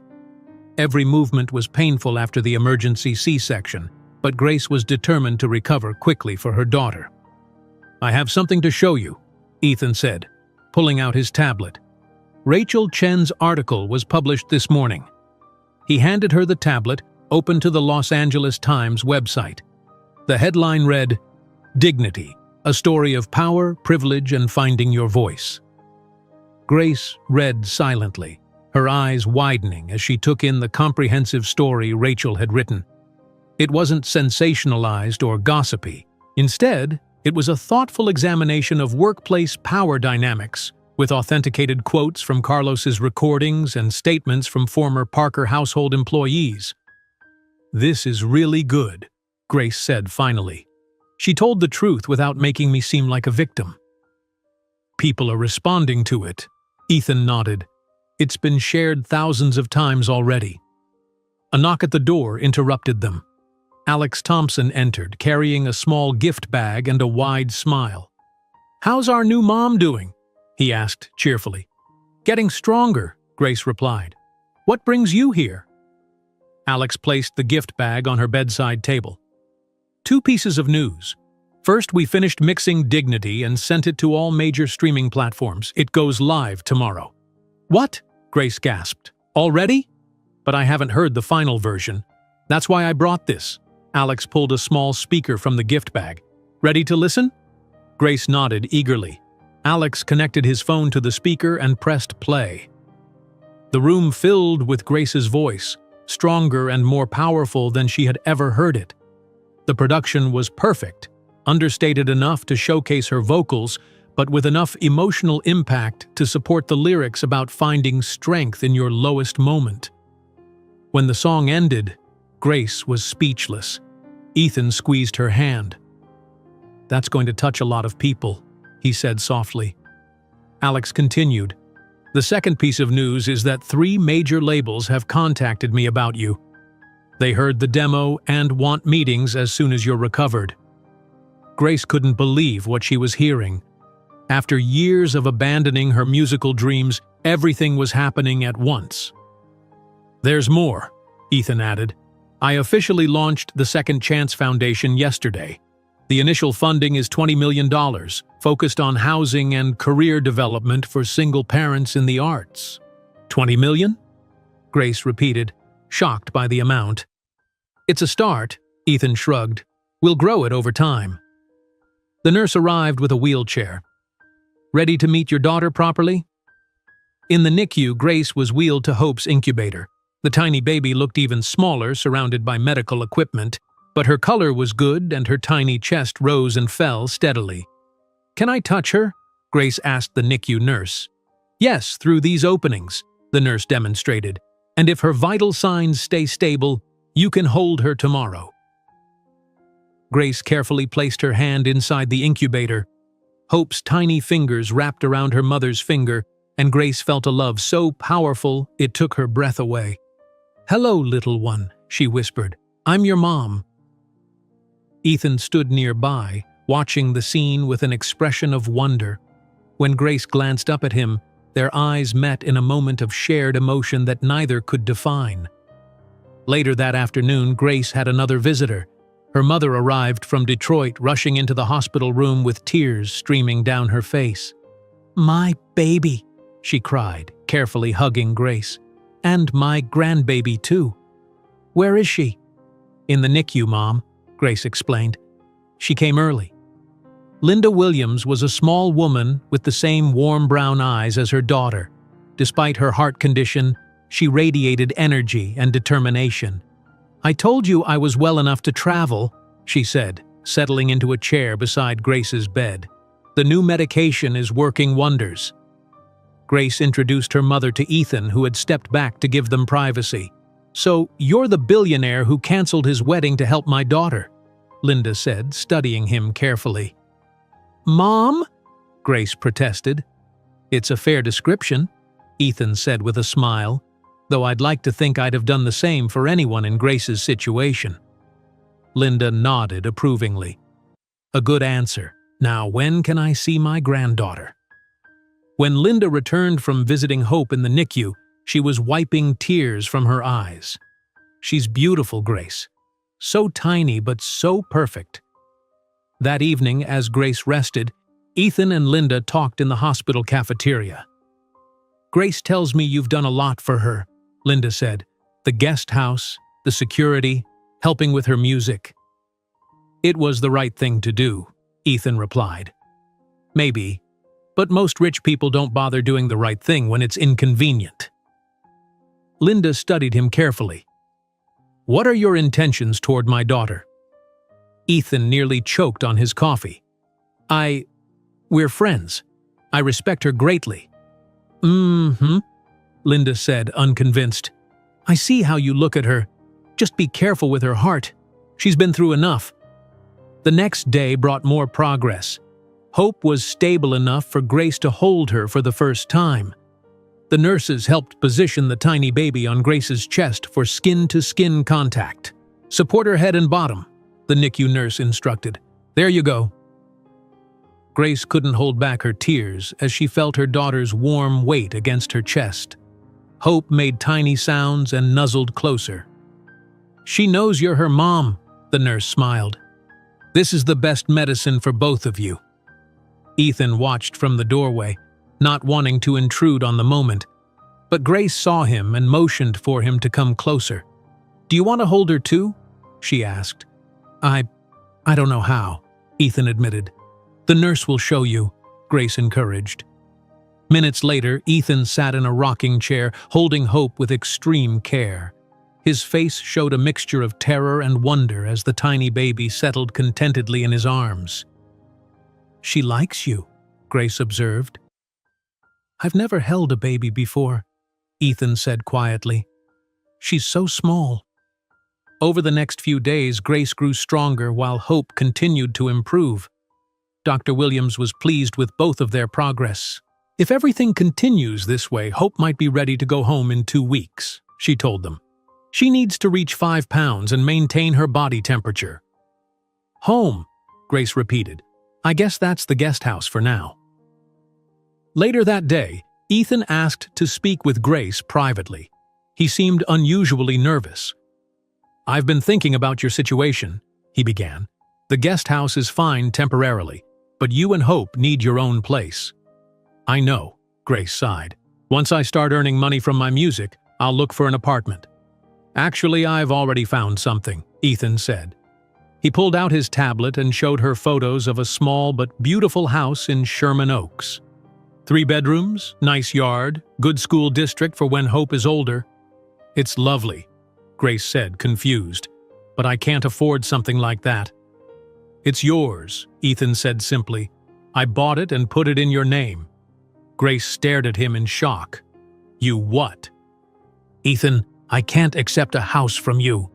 "You can and you should," he insisted. "It's not charity, Grace. It's security for you and Hope. No matter what happens between us, this is something solid for your future." "Between us?"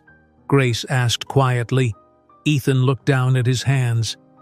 "I care about you, Grace, more than I expected to, but I know this isn't the right time to discuss that. You're recovering, Hope needs all your attention, and we're both adjusting to major life changes." Grace touched his hand gently. "I care about you too, but you're right about the timing, and I need to establish my independence before I can think about any relationship. That's why the house is in your name only," Ethan explained. "No strings attached. Your independence matters to me." Before Grace could respond, there was a knock at the door. Mark stood in the doorway, holding a teddy bear and looking uncomfortable. "I heard about the baby," he said. "I wanted to see how you both were doing." Ethan stiffened, but Grace touched his arm reassuringly. "It's okay. she said quietly. Then to Mark, "Hope is in the NICU. She came early, but she's doing well." Mark stepped into the room. "I've been thinking about everything. I want to be part of her life, Grace." "We can discuss that," Grace said calmly. "But there need to be boundaries. You can't disappear again when things get difficult." "I understand," Mark nodded. "I'll respect whatever limits you set." After Mark left, promising to return the next day, Grace turned to Ethan. "Thank you for the house. I'll accept it on one condition." "What's that?" "That you let me pay you back someday when my music career takes off." Ethan smiled. "Deal." 1 week later, Rachel Chen's article had created a wave of public support for Grace. Dignity was climbing the streaming charts, and Alex reported that it had been played on several major radio stations. Meanwhile, the federal investigation into Richard Parker's banking practices had made headlines, forcing him to step down from his position pending the outcome. As for Vanessa, she had disappeared from public view entirely. The gossip columns reported she had gone to Europe for an extended stay. When the day finally came for Hope to leave the hospital, she weighed exactly 5 pounds and had passed all her medical tests. Dr. Williams gave final instructions as Grace carefully placed Hope in her car seat. "Remember, preemies need extra care. Keep all appointments with the pediatrician, limit visitors, and call immediately if she shows any signs of illness." Margaret had decorated the Sherman Oaks house for their arrival, with a beautiful nursery painted in soft yellows and greens. Carlos had prepared meals for the freezer, and Linda had arranged all of Hope's tiny clothes in the dresser. As Grace carried Hope into her new home for the first time, she paused in the living room, surprised to see a beautiful piano by the window. A note rested on the keys. "For all the songs you haven't written yet. No strings attached except those inside the piano. Ethan." Grace smiled, tears filling her eyes. From homeless and humiliated to homeowner and recording artist in just 2 months, life could change so quickly. Hope made a small sound in her sleep, and Grace kissed her daughter's forehead. "We're home, little one," she whispered. "We're finally home." 6 months later, Grace sat at the piano in her living room, playing softly as early morning sunlight streamed through the windows. The Sherman Oaks house had become a true home, filled with family photos, colorful artwork, and baby toys. On the wall hung a framed copy of her EP cover, a simple silhouette of Grace with the word "dignity" in elegant letters. Hope babbled happily in her bouncer seat nearby. At 6 months old, she had grown into a healthy, smiling baby with bright eyes and Grace's dimples. Though still small for her age, she had overcome her early challenges completely. "You like that song?" Grace smiled at her daughter. "Maybe it'll be on the next album." The doorbell rang, and Grace picked up Hope before answering. Linda Williams stood on the porch with grocery bags. "There's my beautiful girls," Linda exclaimed, kissing both Grace and Hope's cheeks as she entered. "How was your rehearsal yesterday?"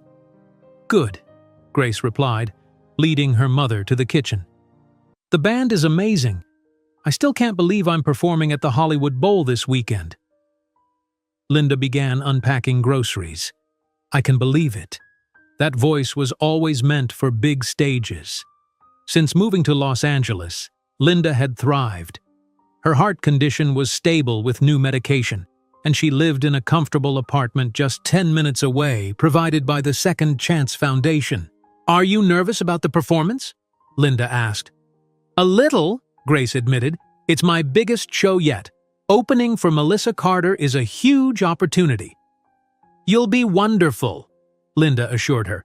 "Just like you were at the Troubadour last month." Grace's phone buzzed with a text from Alex. "Meeting with label at 2 o'clock. Good news coming." 6 months had transformed Grace's life completely. Dignity had climbed the streaming charts and caught the attention of Horizon Records, an independent label that signed Grace to a 3-album deal. Her EP, also titled Dignity, had received positive reviews from music critics who praised her authentic voice and emotional songwriting. Linda took Hope from Grace's arms. You go get ready for your meeting. We'll have grandmother-granddaughter time." At exactly 2 o'clock, Grace entered the Horizon Records office in downtown Los Angeles. Alex Thompson greeted her with a warm hug. "There she is, our rising star," he said enthusiastically. "Ready for the Hollywood Bowl?" "As ready as I'll ever be," Grace replied. "What's this good news?" Inside the conference room, Sarah Jenkins, Grace's label executive, waited with a broad smile. "Grace, perfect timing. We just got the numbers for your EP." Sarah placed a report on the table. 50,000 downloads in the first month, and streaming numbers are excellent. Radio stations in 15 cities have added dignity to their regular rotation. "That's amazing," Grace said, hardly believing the numbers. "There's more," Alex added. "We've had inquiries about a national tour." Grace's smile faltered slightly. "A tour? Alex, you know I can't leave Hope for long periods." "We anticipated that," Sarah said quickly. "We're suggesting a limited tour, 10 cities, major venues only, and we'll arrange for Hope and your mother to travel with you. We'd also schedule days off between shows," Alex added. "No more than 3 performances per week." Grace considered this carefully. "That might work, but I need family-friendly accommodations and a consistent schedule for Hope." "Absolutely," Sarah agreed.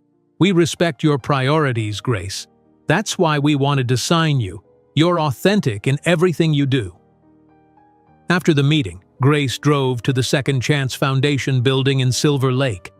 The converted warehouse now housed 5 apartments for single parents pursuing artistic careers, along with studio space, a daycare center, and offices. In the lobby, a large sign displayed the foundation's mission: supporting single parents in the arts through housing, childcare, and career development. Ethan was in his office talking with a young father who held a portfolio of photographs. When he saw Grace, his face lit up. "Grace! Perfect timing. This is James, our newest resident. He's a photographer." James shook Grace's hand excitedly. "Your story inspired me to apply. I didn't think I could pursue photography while raising my son alone." After James left, Ethan closed his office door. "How was the label meeting?" "Great," Grace said, sitting across from him. "They're talking about a tour." "Will you go?" Ethan asked. "I'm considering it. They're willing to accommodate Hope and Mom." Grace studied Ethan's face. "How are things here?" "Busy.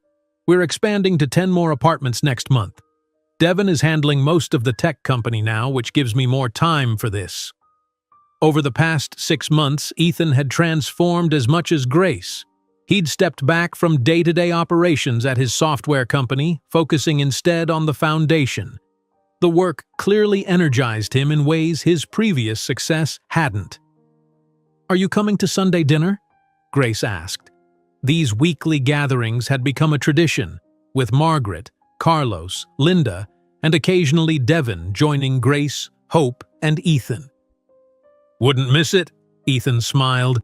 "Carlos is making his famous paella." Their relationship had developed slowly and carefully. Both recognized the unusual circumstances that brought them together and the importance of building a solid foundation. They spent time together regularly, getting to know each other properly while respecting boundaries and focusing on Hope's well-being. On Sunday evening, the kitchen in Grace's house buzzed with activity. Carlos prepared dinner while Margaret and Linda played with Hope on a blanket in the living room. Devin and Sophia Wilson, who had become friends with the group, discussed the latest news about Richard Parker's banking scandal. "The federal investigation is expanding," Sophia reported. "They found evidence of ethical violations going back 15 years. "And Vanessa?" Grace asked, setting the table. "Still in Europe," Margaret said. "I heard she's taking design classes in Paris. Maybe she's finally pursuing what she actually wants instead of what her father wanted." Ethan arrived last, carrying a bottle of sparkling cider. "Sorry I'm late. I was finalizing the details for the new apartments." During dinner, conversation flowed easily among this unlikely family created by circumstance. Grace watched them all with a sense of wonder. 6 months ago, she had been alone and invisible. Now she had this circle of support that felt stronger than many biological families. Later, after everyone had left and Hope was asleep, Grace and Ethan sat on the back porch swing. "Nervous about Saturday?" Ethan asked. "Terrified," Grace admitted. "The Hollywood Bowl holds 17,000 people, all of whom will love you," Ethan assured her. "Your rehearsals have been incredible." They sat in comfortable silence for a moment before Grace spoke again. "I've been thinking about us." "What about us?" Ethan asked cautiously. "These past 6 months have been wonderful. Getting to know each other properly, spending time together." Grace turned to face him. "I think I'm ready now." "Ready for what?" "To acknowledge what's been growing between us, to stop pretending we're just friends." Ethan took her hand gently. "Are you sure?" "There's no rush, Grace." "I'm sure. We've both changed so much. You're not the distracted billionaire who didn't see his housekeeper, and I'm not the invisible woman afraid to use her voice." Grace smiled. "We built something good here, Ethan. Something real." "We have," he agreed, squeezing her hand. "So what happens next?" "We keep building. Slowly, thoughtfully, with Hope's happiness as our priority." "I'd like that," Ethan said softly. "Very much." On Saturday night, the Hollywood Bowl was filled to capacity. Backstage, Grace took deep breaths to calm her nerves. Hope was with Linda in the front row wearing tiny noise-canceling headphones. Ethan, Margaret, Carlos, Alex, Devin, and Sophia waited nearby, offering encouragement. "5 minutes, Ms. Williams," a stagehand called. Grace adjusted her simple but elegant dress, dark blue with silver accents that caught the light. Her hair was styled naturally and her makeup enhanced rather than masked her features. "You've got this," Alex assured her, "just like we practiced." When the announcement came, Grace walked onto the massive stage. The crowd's applause washed over her as she approached the microphone. "Good evening, Hollywood Bowl," she said, her voice steady despite her racing heart. "I'm Grace Williams." More applause filled the amphitheater. Grace looked down at the front row, seeing Hope bouncing happily on Linda's lap and Ethan watching with pride. "I'd like to dedicate this first song to everyone who ever felt invisible," Grace continued. "To anyone who believed their voice didn't matter. This song is called Dignity, and it's about finding your worth when others try to take it from you." The music began, and Grace closed her eyes for just a moment. When she opened them and began to sing, her voice filled the entire Hollywood Bowl, powerful and clear and full of emotion. 17,000 people fell silent, captivated by the authenticity in every note. In that moment, standing in the spotlight that once would have terrified her, Grace understood something profound. True dignity wasn't about status or wealth or power. It was about honoring your own worth even when others couldn't see it. It was about rising after falling, about finding your voice when others tried to silence you. As the song reached its climax, Grace's eyes met Ethan's. Their journey from employer and invisible employee to partners and family had been unexpected and sometimes difficult. But in that journey, they had both found something precious: second chances, new beginnings, and the courage to become their best selves. Years later, as Grace accepted her first Grammy Award with Hope and Ethan watching proudly from the front row, she ended her speech with the words that had become her personal motto. "True dignity isn't about never falling to your knees. It's about what you stand for when you rise again." If you enjoyed today's video, I'm sure you'll love the next one. Don't waste time. Just click on the screen.